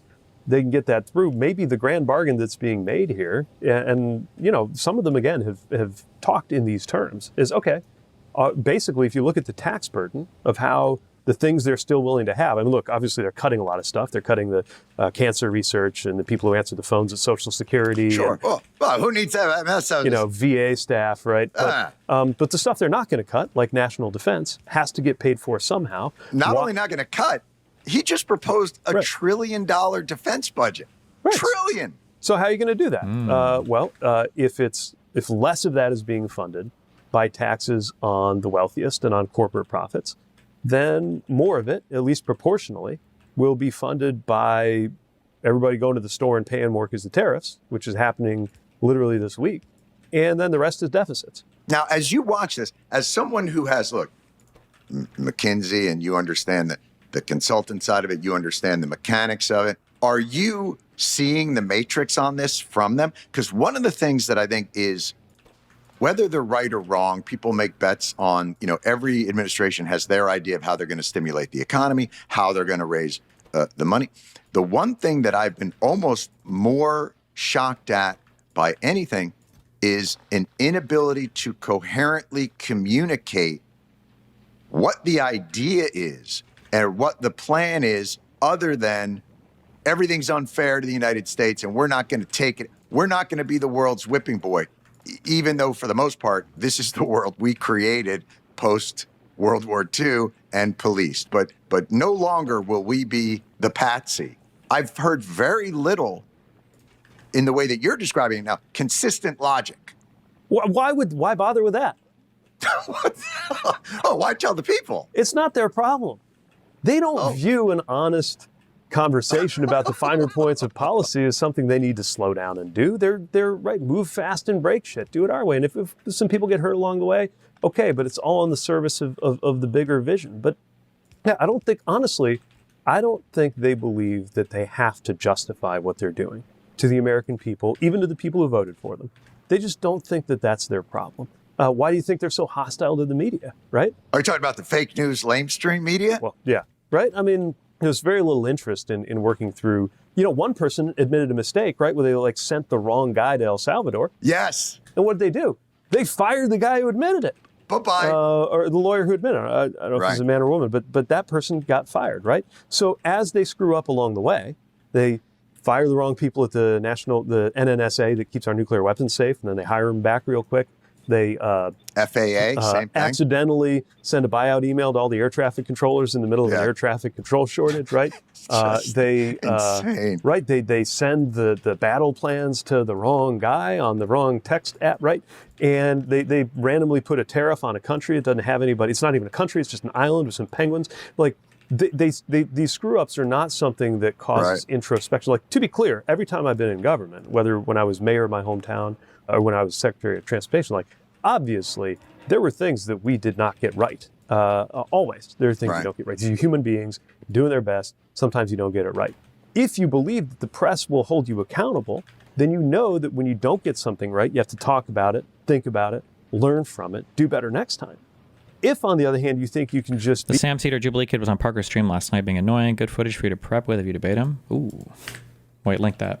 Beat your chest and say it's all fake news, don't believe your lying eyes, no problem, the leader knows best, then why bother going through the finer points of, making sure that all the places you're putting tariffs on are actually countries, or like checking your math once or twice before you throw the markets into total turmoil, right? I imagine it's got to be mind-blowingly frustrating to watch shit like that go down.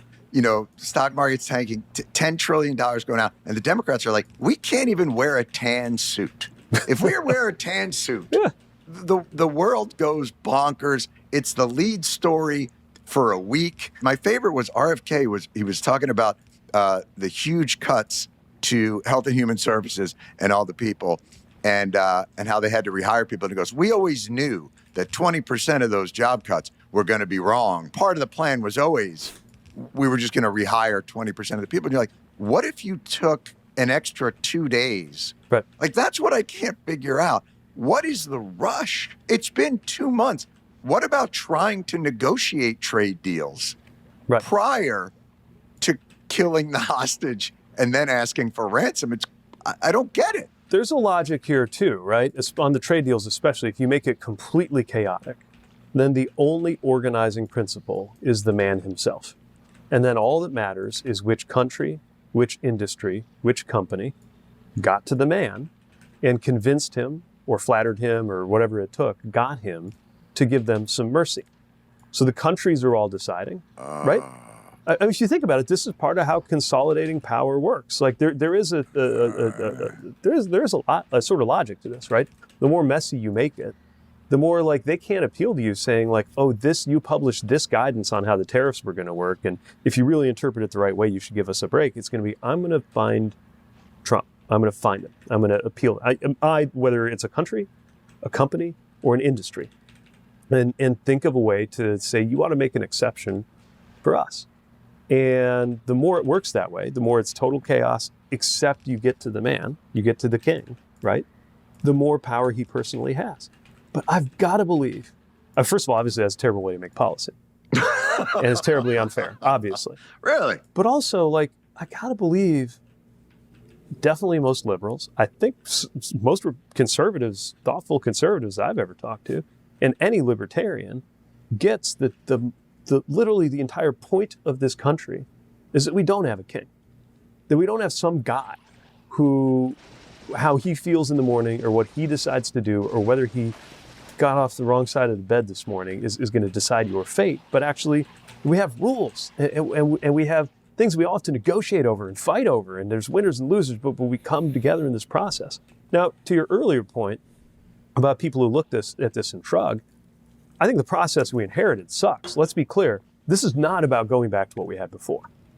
When you destroy something, you destroy everything that was good and everything that was bad about it. And that's part of what I'm thinking about as I think about the giant federal bureaucracy that I operated in for 4 years, trying to get stuff done as a Secretary of Transportation, right? I'm not here to say that everything should be put back the way it was in 2024 or 2015 or 2000 for that matter. It is maddeningly difficult to get something actually built in this country. It is difficult across the federal government to properly reward your best performers and to remove your worst performers. Like, these things are real, right? I'm not saying they're not. And to incentivize progress. Totally, right? These are real problems. The challenge now becomes, especially for my party, which is transfixed in horror by what we see all around us, is to have an answer that's better than, this is terrible, let's just go back to where we were before. Better than noblesse oblige and the right of kings, you're saying.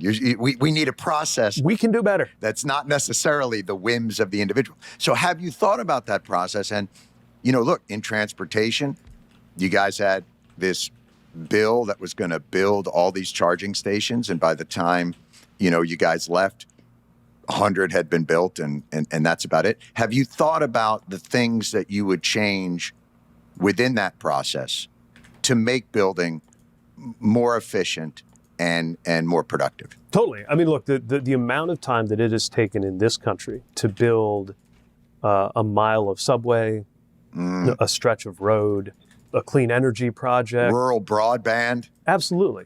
It's indefensible. Now, it got the way it is for lots of reasons, many of which are reasons that I think are noble, but it's still, the outcome is indefensible.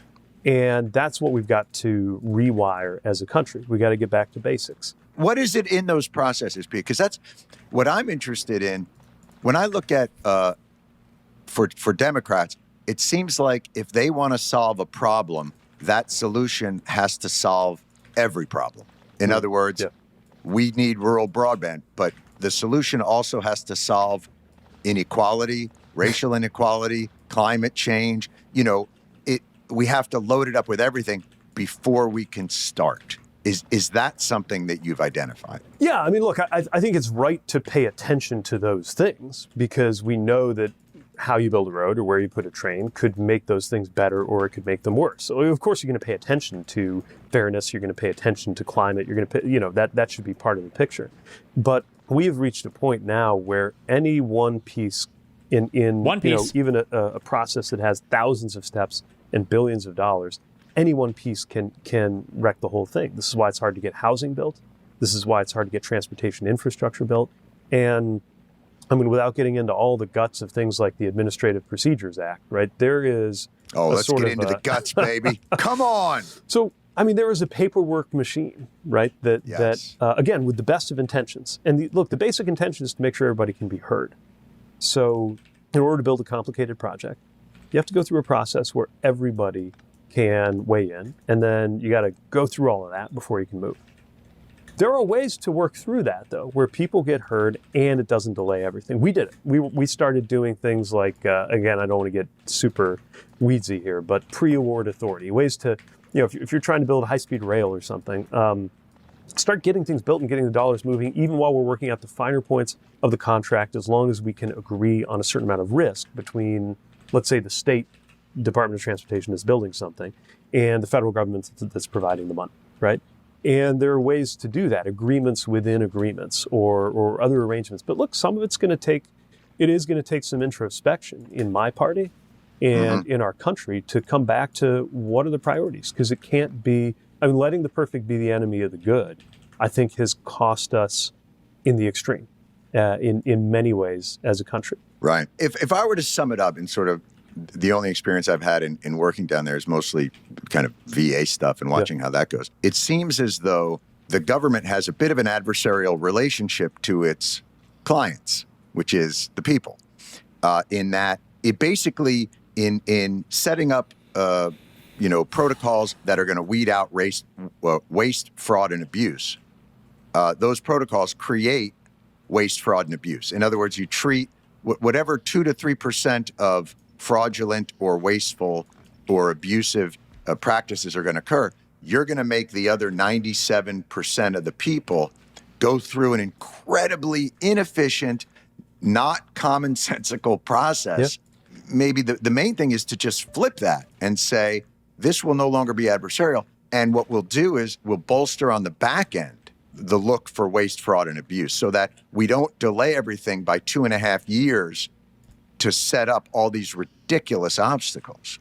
Would that be a simplistic version of that?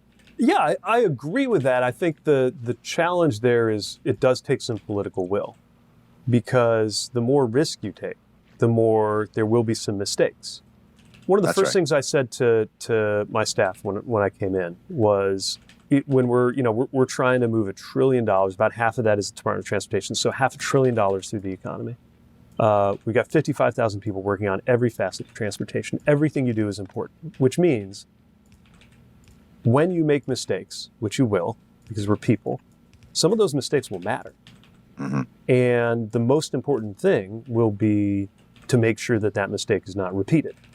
It won't be beating everybody up. It won't be a blame game. It won't be finger pointing. But you have to be ready to spot those mistakes and be very transparent. Sorry, hold on. This needs like 100% of my brain power to do this Gleba shit. Nobody is getting off the hook for the unfair trade balances and non-monetary tariff barriers which other countries have used against us, especially not China, which by far treats us the worst. There was no tariff exception announced on Friday. These products are subject to the existing 20% fentanyl tariffs, and they are just moving to a different tariff bucket. The fake news knows this, but refuses to report it. We are taking a look at semiconductors and the whole electronic supply chain and the upcoming national security tariff investigations. What has been exposed is that we need to make products in the United States and that we will not be held hostage by other countries, especially hostile trading nations like China, which will do everything within its power to disrespect the American people.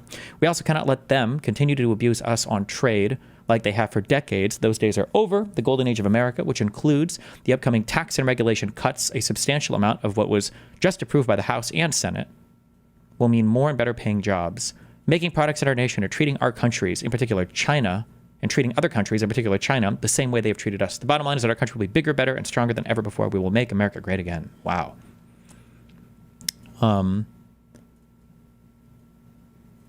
A substantial amount of which was just approved by the House and Senate. Nothing has passed the House and Senate yet, right?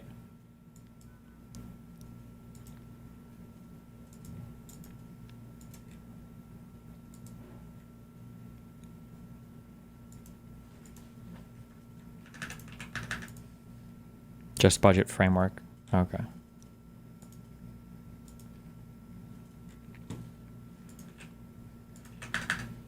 Transparent about them right away so that we can figure out what happened, learn from it, and move on. That does take political will, because the moment there is some fuck up somewhere, there will be press stories and grandstanding politicians. Wait, what? I perish the thought. I don't right? understand. But there's a real cost to that, right? So as you watch this administration bulldoze through all of that, and I watched, by the way, George W. Bush do the same thing. It always was shocking to me. You know, the Democrats would have a super majority in the Senate, and they'd have a majority in the House, and they still would have trouble getting some things done. Whereas, you know, George Bush could get whatever the fuck he wanted without having any. Yeah. As you watch them bulldoze that, do you find that there is a ground that you can take that isn't so risk adverse that you paralyze the entire workings of the government? I think there might be, and that's what I'm getting at when I say that this is not about going back to what we had. Right? Okay. So look, the FDR era kind of New Deal federal government, as we have known it our whole lives, is gone. Or I need to look back at that government. The FDR era stuff, he had massive majorities in Congress, right? For FDR when he was doing his shit, not like 1 or 2 member majority. Didn't he have huge margins in Congress to do basically whatever the fuck he wanted? I need to go back and memorize those actual numbers. Or at least it will be gone by the time these guys are done with it. The international order, economically and security-wise, the post-World War II transatlantic security framework, the assumptions around how alliances work and how the U.S. fits in with them, and obviously assumptions around trade as we've known it for my entire adult life, is gone, or it will be gone by the time these guys are done with it. So it's time to take a breath and say, okay, if and when we get a chance to put it back together, are we just going to scramble back to create the closest copy we can to the thing they just smashed? Or are we going to design something a little bit better? And to me, what that looks like is starting with an understanding of what government is for. And for me, government is for making you more free. And it does that in 3 ways. 1, it provides services, from national defense to sewage. 2, it gets in the way of anybody who might make you unfree. Let's say a bank, a cable company, a railroad, your neighbor, anybody who If there a wasn't segregator. Yeah. Right. If there wasn't, somebody to stand up to them, they would harm you. Okay. Mm-hmm. So that's number 2. And then 3, really important, is to constrain itself. So if government does those 3 things, it provides basic services, it constrains people who can hurt you or harm your freedom, and it constrains itself from hurting you or hurting your freedom, then you have a government that actually works for people. And around that, you can build an economy that works for people. Which one of those do you think would be the most challenging? Because I think right now, people would say government can't regulate itself. It can't constrain itself. I actually think that's where the common ground starts. Because, again, if you're so libertarian or conservative that you thought the Clean Air Act was tyranny, right? Right. Then I got to think whether you're saying it out loud or not, if you're in Congress and you're afraid of being primaried or whatever, on some level you get that when a White House official suggests that TV reporters be imprisoned because they covered the administration unfavorably, right. Or when some student gets stuffed into a van because Right. she wrote an op-ed, may or may not agree with that op-ed, but she gets stuffed into a van because when government agents pick up the wrong guy and send him to El Salvador, right? Mm-hmm. That is the kind of thing that is the behavior of a government that is not constraining itself. Correct. And that should horrify liberals, conservatives, and libertarians in equal measure. Principled ones. Yeah, well, yeah. I mean, that's obviously when you look to Capitol Hill, that's a problem right now. Right. I always said, libertarians are just Republicans whose towns haven't been hit by a tornado yet. It's always, we don't need anything. Then after the tornado, it's, where's the money? Yeah. So to me, it's like, where's the liberty, right? Let's start with Where's that. the freedom? And of course, you're going to start with a disfavored group that it's okay to always, and it's often, not always, but usually it's immigrants. But over history, it's been gays, it's been Jews. I mean, the hits, but all the hits.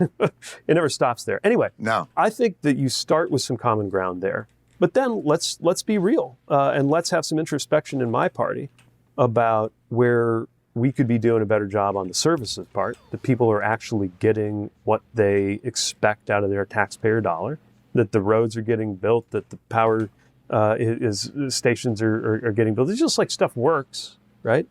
I mean, to me, even some really nerdy stuff about digital citizenship. The fact that in the 2020s, the way that you prove who you say you are is to send a letter to get something out of a file cabinet in a drawer in a county office where they keep your birth certificate, right? I mean, we got some just basic work to do there. And then there's the other one, which is constraining other parties that can make you unfree. In my view, this is the part where we're actually largely getting onto a better track in the last few years, because we had a government that was standing up for people. You had Rohit Chopra over at the CFPB making sure that if a bank screwed you on overdraft fees, that they would actually be held accountable. I worked on this in the airline regulation, right? We said that, like, if an airline gets you stuck, they have to cover your costs. And at the very least, they need to be telling you what they're charging, right? These kinds of things, click to cancel, this rule out of the FTC, which I think the Trump administration is trying to get rid of. But this is one that says, like, you ever sign up for gym membership or a newsletter or something?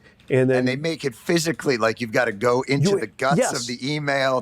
You have to get there on a Tuesday and pay in quarters only, right? Even though all you had to do to sign up was an email, but you have to find somebody on the phone or go somewhere in order to cancel. You got to drive there and do it in person. Right. So that got addressed, and now they're trying to take it back. The Trump folks are trying to take it back to where that you're vulnerable there. So that the sticking up for people part, I think, is really important, because that's another way to show people that government can be in their corner. Look, the bottom line is, if the economy and the government were working the way they should for most Americans, a guy like Donald Trump and a movement like Trumpism would not have been possible. Mm-hmm. We are here because the system we inherited is, at best, showing its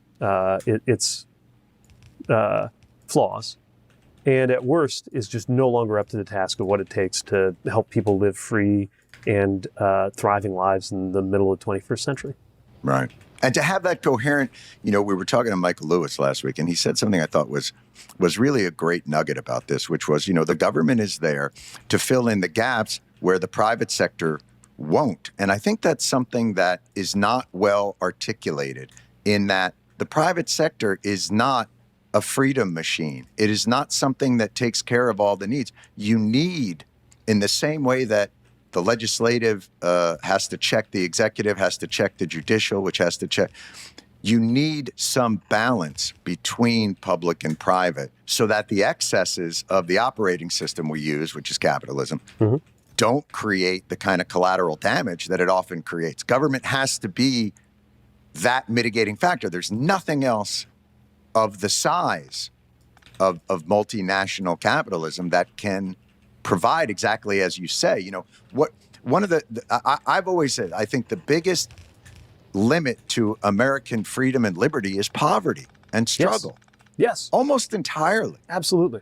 Absolutely. I mean, talk about the biggest thing that can make you unfree, right? It's when you don't have resources. And what's happening to, or what's about to happen to, poor and low wealth people in this country is horrific. The threats to Medicaid, the threats to SNAP, the food aid being cut, to say nothing of what could be happening with VA Social Security, that of course, the less income you've already got, the more that matters to you, right? And again, the folks in charge right now, they're not sitting up at night worrying about this kind of thing.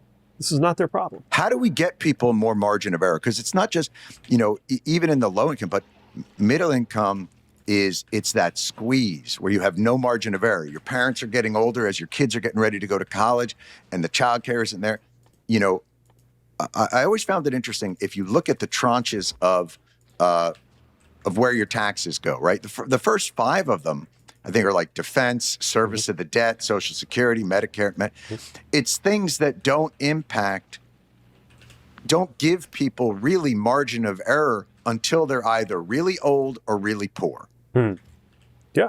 But if people aren't confident that the government can competently provide those things, it's sort of a chicken and the egg now. Now we're in this terrible cycle. Yeah, and look, sometimes it's provided literally, right? The government provides a service like air traffic control or national defense or wastewater. Sometimes the government just needs to make sure certain things can happen. So we continue to live in pretty much the only country, not even the only rich country, which is the only country, period, that doesn't have some system for national health, national child care. Not that or health care. Or at least healthcare, we've at least gotten to where most people are insured. There's a lot that's messed up about our healthcare system. But when I look at where we're at on childcare, where we're at on even just parental leave. I can't even send these up. Right? And again, it doesn't have to be provided by the government. There has to be a policy by the government to make sure that you can get it.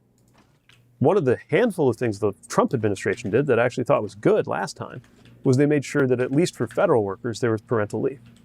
But everybody ought to have parental leave. And that's one of those things. It shouldn't be just like something you get a voucher for if you're poor. It should be something that is a basic part of a functioning economy. And we know that it works because literally everybody else has done it at some level in the world. And there's no country that's like, what we ought to do next year? We ought to get rid of our parental leave. Right. That was a big mistake. We shouldn't do that anymore. I love that Denmark has parental leave and it has national health care. And we looked at their country and thought, we got to take from them Greenland. Like the one thing that's got nothing to do with what makes that country. That's true. Maybe we need more of a fact-finding mission over there. Right. And look, we're not Denmark, and not everything that works here will harder to do in a heterogeneous country with this many people, no question. But look, the really frightening thing is that in statistical terms, the American dream, as in born poor, wind up rich, you're more likely to live out the American dream right now in Denmark than in America. And as long as that is true, we've got profound problems as a country. Look, the year my mom was born, end of World War II, you had a 90% chance of finishing off economically better than your parents. 90%. By the time I was born in the early 80s, it was a coin flip. And that kind of uncertainty is only growing because, again, we have not been taking care of the basics. Right. Just basic things around affordability, around protection, around what it's like to get through everyday life in this country. obviously have been leaving a lot of people out, or we would not be here. And that's where I think my party needs to be very realistic about what our project is. Obviously, part of our project is to stop the cruelty and the chaos and the horror show that's emanating from DC. But if all we have is an account of what it is we're stopping or what we're against, it's still going to be pretty hard for people to hear us. Maybe we can win the midterms. Maybe we can even win the White House. But when I think about it when I think about a generational project of really transforming the country and transforming the country for the better versus transforming the country into whatever it has been plunged into in the last 100 days, that's going to require a deeper level of vision and a greater readiness to walk away ruthlessly from what hasn't worked and to stand up relentlessly for what has worked, even if it's unpopular. And to be honest about it with yourselves, it's still a reckoning that, I think there's still a generational churn that has to occur within the Democratic Party. The government probably writ large, although I think a lot of the younger energy is probably on the other side. But there seems to be a real reluctance and fear to walk away from those legacy structures and incumbent structures and embrace, I thought it was so interesting, even something as small as AOC not getting the senior position on the committee she wanted, and they gave it to a 74-year-old guy. Nothing against him, but it just speaks to this idea that I don't know if what you're speaking about, I don't know if it has registered yet, writ large, within the leadership. Well, it's a really hard thing to absorb when it could mean you need to move along. But Get the old people let me point to a couple really interesting examples, right? Yeah. One, Nancy Pelosi. She excused herself. I worked with her after she was speaker, and she was still a formidable leader and member of Congress, delivering for her district, doing things for the party. But then when she was weighing in on questions around generational change, she had a lot of moral authority because she could say, hey, I stepped away. Another example I think of, we keep talking about Europe. This wasn't Denmark. This was the Netherlands. My counterpart came over for a meeting. This is something you do a lot as Secretary of Transportation, right? Your equivalent from another country comes in. You have a bilateral meeting. You discuss areas of cooperation, any issues that you need to kind of resolve or negotiate. And I have this counterpart who I had met and dealt with on a number of things. Came in, we had a nice conversation and meeting. And toward the end, he said, "By the way, this is the last time that you'll see me." And I thought, like, I don't remember. I don't think they had like an election, like he's about to lose his job or anything. He said, "Yeah, I've decided it's time for me to move on. It's time for a newer generation to take over, and I'm going to try new things, but we really need to kind of give it up to the newer generation." And then I went back and I looked him up. He's like 55. So 55? Yeah. He's not even old enough to be in the Senate yet. There's just a different attitude there, and I do think we could learn something from that, right? Like there are a lot of countries and cultures where you have your time in service, and then you go do something else. Or maybe you even do something in government. Another person I got to know, the Australian ambassador to the U.S., fascinating guy. He was the premier. He was the prime minister, I think it's called. He was in charge of Australia. Right. Then he wasn't. Then he went and got a degree. Wait, he didn't have a degree before he had lots of degrees, but he went and got a doctorate, and then he became, and then he got elected again, and he was in charge. I think in between he was foreign minister, and then he became ambassador, and he's got another job, and he doesn't feel the need to have his grip on the entire country. It used to be that way. There were presidents that would end up on the Supreme Court, and then they would move up. There was an ethos that it wasn't. I think ceding power wasn't the difficulty that it is today, that it wasn't. Boy, you see it with wealth, you see it with power. There's an incumbency to all of it. And it's very difficult to get any churn. And I think the interesting part is people don't begrudge, I think, power, or they don't begrudge wealth or those things. I think what they begrudge is if once that power and wealth is accumulated, you begin to use it to insulate and isolate the system, to rig it in a way that makes it nearly impossible for others to then permeate those hallowed halls of money and power. It's the rigging. Think about it. I mean, what is one thing that even today most Republican incumbents and most Democratic incumbents have in common? It's going to be a desire to remain incumbent. Right? I thought you were going to say prostate cancer. That's a terrible joke. I apologize for that. It's a bias that is built into our system, but your system's Right. supposed to have checks to stop that from happening. And, That's right. And look, I think some of the things that get thrown around like term limits are too easy. That doesn't get at the bigger issue, which is an institutional and cultural readiness to do your part and then let somebody else. And for the incumbents to have a sense, I think when you're down in Washington, and you probably experienced this as transportation secretary, the access to those individuals is so much greater for industry lobbyists or those with power and money that the other voices really are never heard, that they're not heard at the very least at anywhere near the same volume. And so it's very easy as the daily churn goes on in Washington to lose sight of what those voices would be telling you as opposed to the voices that you do hear. You know, one thing I felt right away when I went to Washington was how inward looking it can be. And I don't mean to, look, a lot of people, especially in the other party, kind of constantly run against Washington. I don't mean to paint a negative brush on the incredibly dedicated, talented people and public servants who go there to do good work. But I did notice at the political layer. That's what I meant, more the political layer. That's right. It's really true. It was really striking to me. I think because when you're a mayor, even in a big city, and certainly in a smaller city like I led in northern Indiana, you eat what you cook, right? Like whatever decisions you make, like good or bad, like you're making them for yourself and for your neighbor, and your neighbor's going to come find you and tell you what they think, and somebody's going to catch you at the grocery store and tell you what they think, and like you're getting a lot of feedback, all the time, from friends, frenemies, political and non-political people, right? But they have access to you. Yeah, by design, right? Yes. And I think one of the reasons why you often see, like sometimes you'll see footage of a senator getting confronted in an elevator, who, and they look like a deer in headlights, right? Some constituent, some activist gets in their face.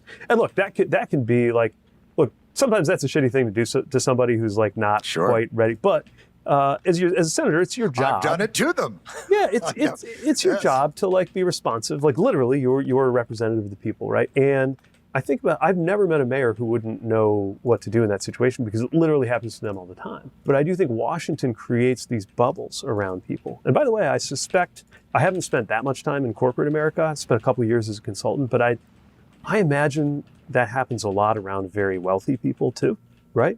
I mean, we know that happens a lot around very wealthy people, right? Part of what's frightening to me about this moment is you've got a lot of creatures of Washington who haven't had to be responsive to people in a while, being coupled with creatures of enormous wealth who haven't heard no in a long time. And now they're just feeding off each other, right? Like a hubristic, perfect storm of entitlement and arrogance. Yeah, and the answer to that, not to sound pious, but like the answer to that is supposed to be democracy. Like the answer to that is supposed to be the fact that like all those people making decisions have to come check in with their boss, the American people, every couple of years, every 4 years. Look at the panic that occurs with the simple town hall. That, you know, this idea of the town hall, the kind of Capra-esque vision of, you know, a John Doe to stand up and ask a question to they're treated like, oh my God. Yeah, they stopped doing them. They went into the lion's den, and you're like, of your voters? Yeah. Of your constituents? Like they stopped doing them. They just stopped. I've had my ass handed to me in public meetings. Like, it's not fun, but like it makes you better because either you have a good answer and you get a chance to convince somebody, or you don't have a good answer about why you're doing the right thing and you have to think of a better way to explain it. Or, most importantly of all, you might be wrong about something and you find out. Right? Whoa. Like that's how the process is supposed to work. But by virtue of these cocoons that we have around people, and of course the other thing is the algorithm. Like the thing about those town halls, about local processes is they're offline. Like you're actually in a room with other people. And yeah, maybe it's contrived, maybe it's lopsided. All of that could be going on, especially in a town hall that happens right now. But you're offline looking people in the eye, talking to them, and we don't have a lot of that in terms of how most of us get most of our information. It's just the feed, right? Mm-hmm. I mean, even TV like used to give us some sense. You would see a news story about some controversy, and you'd hear from the one person on the one side, and you'd hear from the other person on the other side, and maybe you'd be moved by it. Maybe you'd be. Oh my God! It would stop. No one cares about you. Look, we've done it. This is making science fully self-sufficient, absolutely fucking beautiful. Oh my God! Fuck this planet. Further entrench you in what you already believe, but you would think about it. You would think about it for a minute because you had to hear those sides, right? So very little of that is now part of how most of us get most information. Does Washington discourage that to some extent for people? And can you remember a time that you can recall hearing something and you went, oh, I think I might be looking at this wrong, where you were open-minded enough to hear something constructive? And the only thing I can liken it to is in some ways, like I can remember reviews of things I've made, like a movie or something, where like it's just ripping me to shit and I gotta like get through it, but there's like one nugget in there that I'll read and go like, oh God, that's right. Why didn't I do that? Like, have you had that experience? Yeah, sure, all the time. I mean, there's a bias toward being defensive of everything you've done. Sure. That's human. That's not just politics. That's human. Sure. But you want to encounter people. One thing I did a lot is I sat down with a lot of Republican governors, and often kind of going back and forth with them would sometimes it would really make me dig in my heels because I would think what they had to say was not convincing. Other times it was the reverse. I mean, I had a governor from a Western state came in and said, "Look, you have this EVU rule that there's got to be a every 50 miles there's got to be a charging station in order to get the federal money." And I said, "Yeah, you guys should love this. Like, it's making sure that out in these rural areas where there's not a lot of there's not a lot of like private sector's not going to do it. Like, we're making sure that there's charging." And then he starts walking me through how his road network works. And he's like, "Look, here's a place where literally nobody would, if you made us put a charger here, like it would maybe be like very interesting to an elk that comes by from time to time. Could like, rub its antlers on it, but it's not gonna do much for EV users, even if you make us put it in." And we talked about some flexibility we could have there, which was actually something we worked on together. So, there's so many times like you think you go in with an idea, you hope you're right, but you gotta like be open to finding out that that's maybe not how you thought it was, and that's okay. That's how it's supposed to work. And as you move forward, because right now the Democratic Party, you would hope, is in a period of reflection, but also of laying groundwork for what that new vision or a convincing argument to be given the responsibility of creating that new vision would be. I've seen it done with individuals. I've not seen much of a concerted effort, top down. Even, the new guy they got at the DNC, his first comment was like, "Their billionaires are terrible, but our billionaires are great." Based. Like, it was just like, oh shit, we're screwed.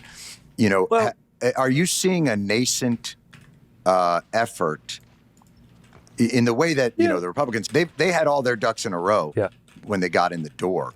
Doesn't seem like Democrats have any ducks. They're all free range. They're all flying around. Yeah, we're not really top-down kind of people. Nobody will point this out, but like when we talk about ducks in a row, we also need to talk about there are two very different goals between Republicans and Democrats, and that Democrats want to govern and Republicans are doing whatever the fuck they're doing, right?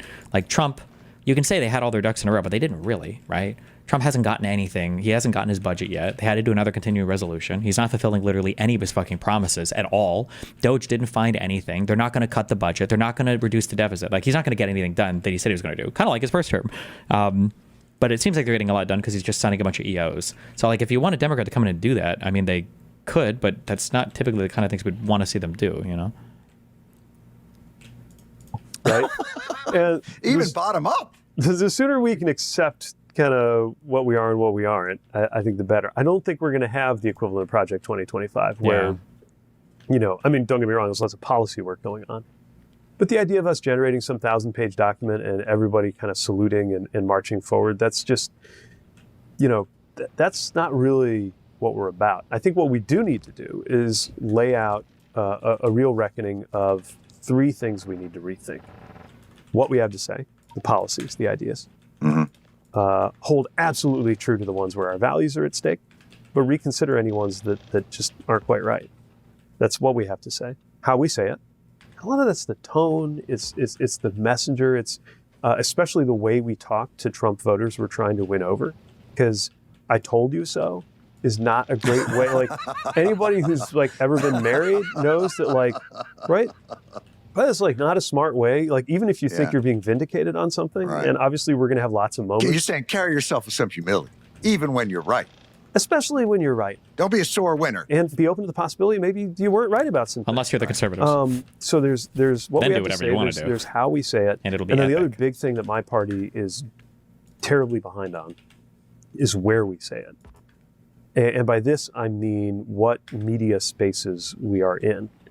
I did a couple appearances, kind of almost last-minute ideas, where during the campaign last year, as I was working to help my party, I did some things on online YouTube-based media outlets I had never even heard of.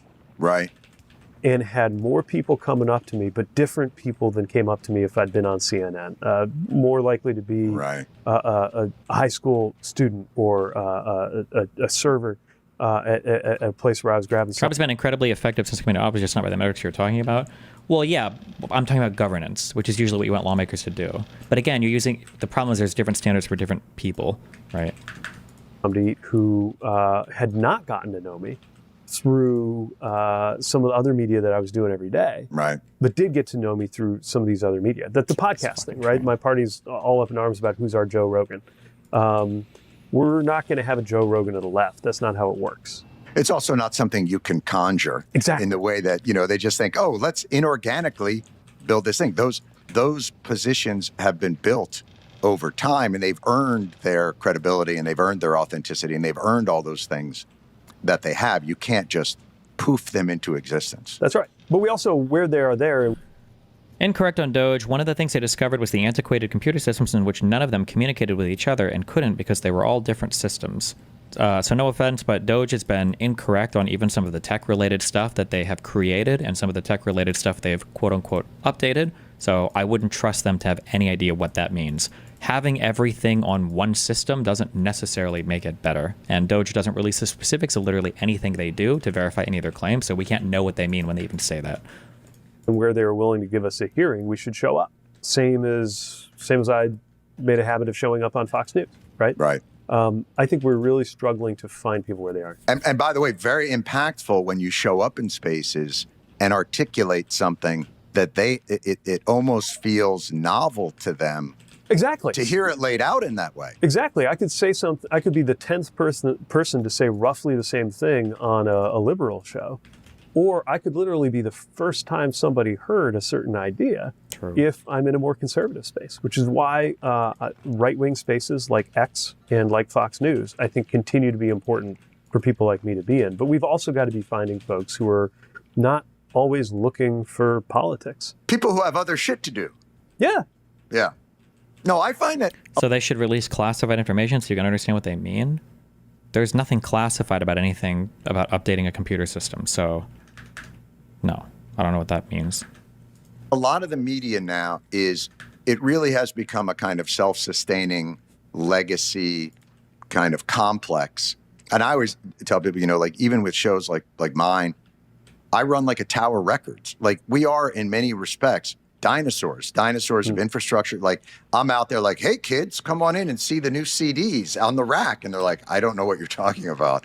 I don't go into brick and mortar stores. I don't listen, and these things naturally evolve and there is a churn and new voices arise. And those voices can be really exciting and valuable. And it creates, new avenues to express these ideas. And that should be exciting and empowering, but only if we know what we're doing, and we can't be naive about it, right? So on one hand, things are, ideas are spreading and compelling voices are emerging and are spreading in this space. But also, let's be clear, the right has a very sophisticated infrastructure to amplify some of those voices. No question. And it feels organic, it looks organic. Many of them propagating through spaces that I barely understand, like Discord, but that reach people and feel real.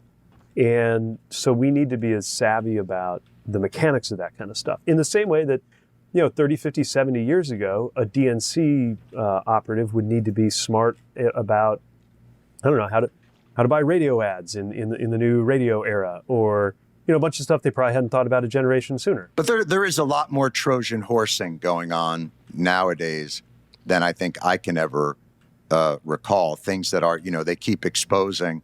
Oh, there was a Russian oligarch who bought $8 million worth of podcast shows and nobody ever said anything, and they just went through it, and nobody cared. They are incentivizing, and I guess they used to call it payola, but there's a great deal of that. And even somebody like, Leonard Leo would admit to it. I saw an interview with him where he said, "Oh, I did what the left did with universities." And you're like, the left didn't do that with they didn't pay millions of dollars to, infiltrate universities with left-wing activism. But that is what he did with the court. And he would say as much. Yes, I'm capturing our court system through the use of money. Like, he'll just say it. Yeah. No, they think that's fair game. Right. And we have some decisions to make on my side of the aisle about how to maintain our integrity and also not get outgunned in these spaces where you have that kind of money flying around. Because, something doesn't just show up in your feed just because. Hey, the algorithm is all-knowing and all. It's a radicalizing machine, and that's why I always say these things are not the town square. The town square doesn't have suggestions. It doesn't make anti-Semitic remarks at you every time you log into the town square. Like, that's just not how it works. Maybe yours doesn't. I think you're right. Do you feel confident? And I'm cognizant of your time, because I know you're probably going to go pick up the kids at a certain point, or maybe grow that beard out a little more. Because I got to tell you, friend, you need some work filling in a couple of gaps. Yeah, I'm working on it. All right, very nice. In your travels, are you confident that you've identified at least some of the players that you think will be valuable in creating those three protocols that you talk about? Have you run across the areas where you think these are the people? Because it does need macro leadership. Mm-hmm. You can't wait for life to bubble up from the primordial ooze of the damage of the election. It has to be led, and it has to be nurtured. Have you seen the buds of that? I would say to shift metaphors, I'd say from primordial ooze? Yeah, all right. Or buds. Buds, all right. The pieces are there. The pieces are emerging. I see it everywhere. I see conversations. I see folks iterating, trying, which is part of how this has to work. Again, we talked about risk aversion earlier. Like, we got to try lots of things, some of which will fail, and be okay with that. I see that happening. I don't think that it's been consolidated in any meaningful way. But I think it will, and I will do my part to help. Well, done. Pete Buttigieg has just volunteered to lead if I'm hearing this correctly, and I think I am. I said help. is going to lead help the remake. Oh, all right, help. All right, fair enough. Well, from your mouth to God's ears, sir. Thank you so much, Pete Buttigieg, for joining us, and I'm so glad you've been able to take a breather to disconnect, but also have not unconnected. And I look forward to seeing the fruits of all those things in the future. Thanks for having me on. Enjoyed it. No, man, my pleasure. Wow, what a cutie. Buttigieg. Wait, okay, where's that Parker thing? Oh.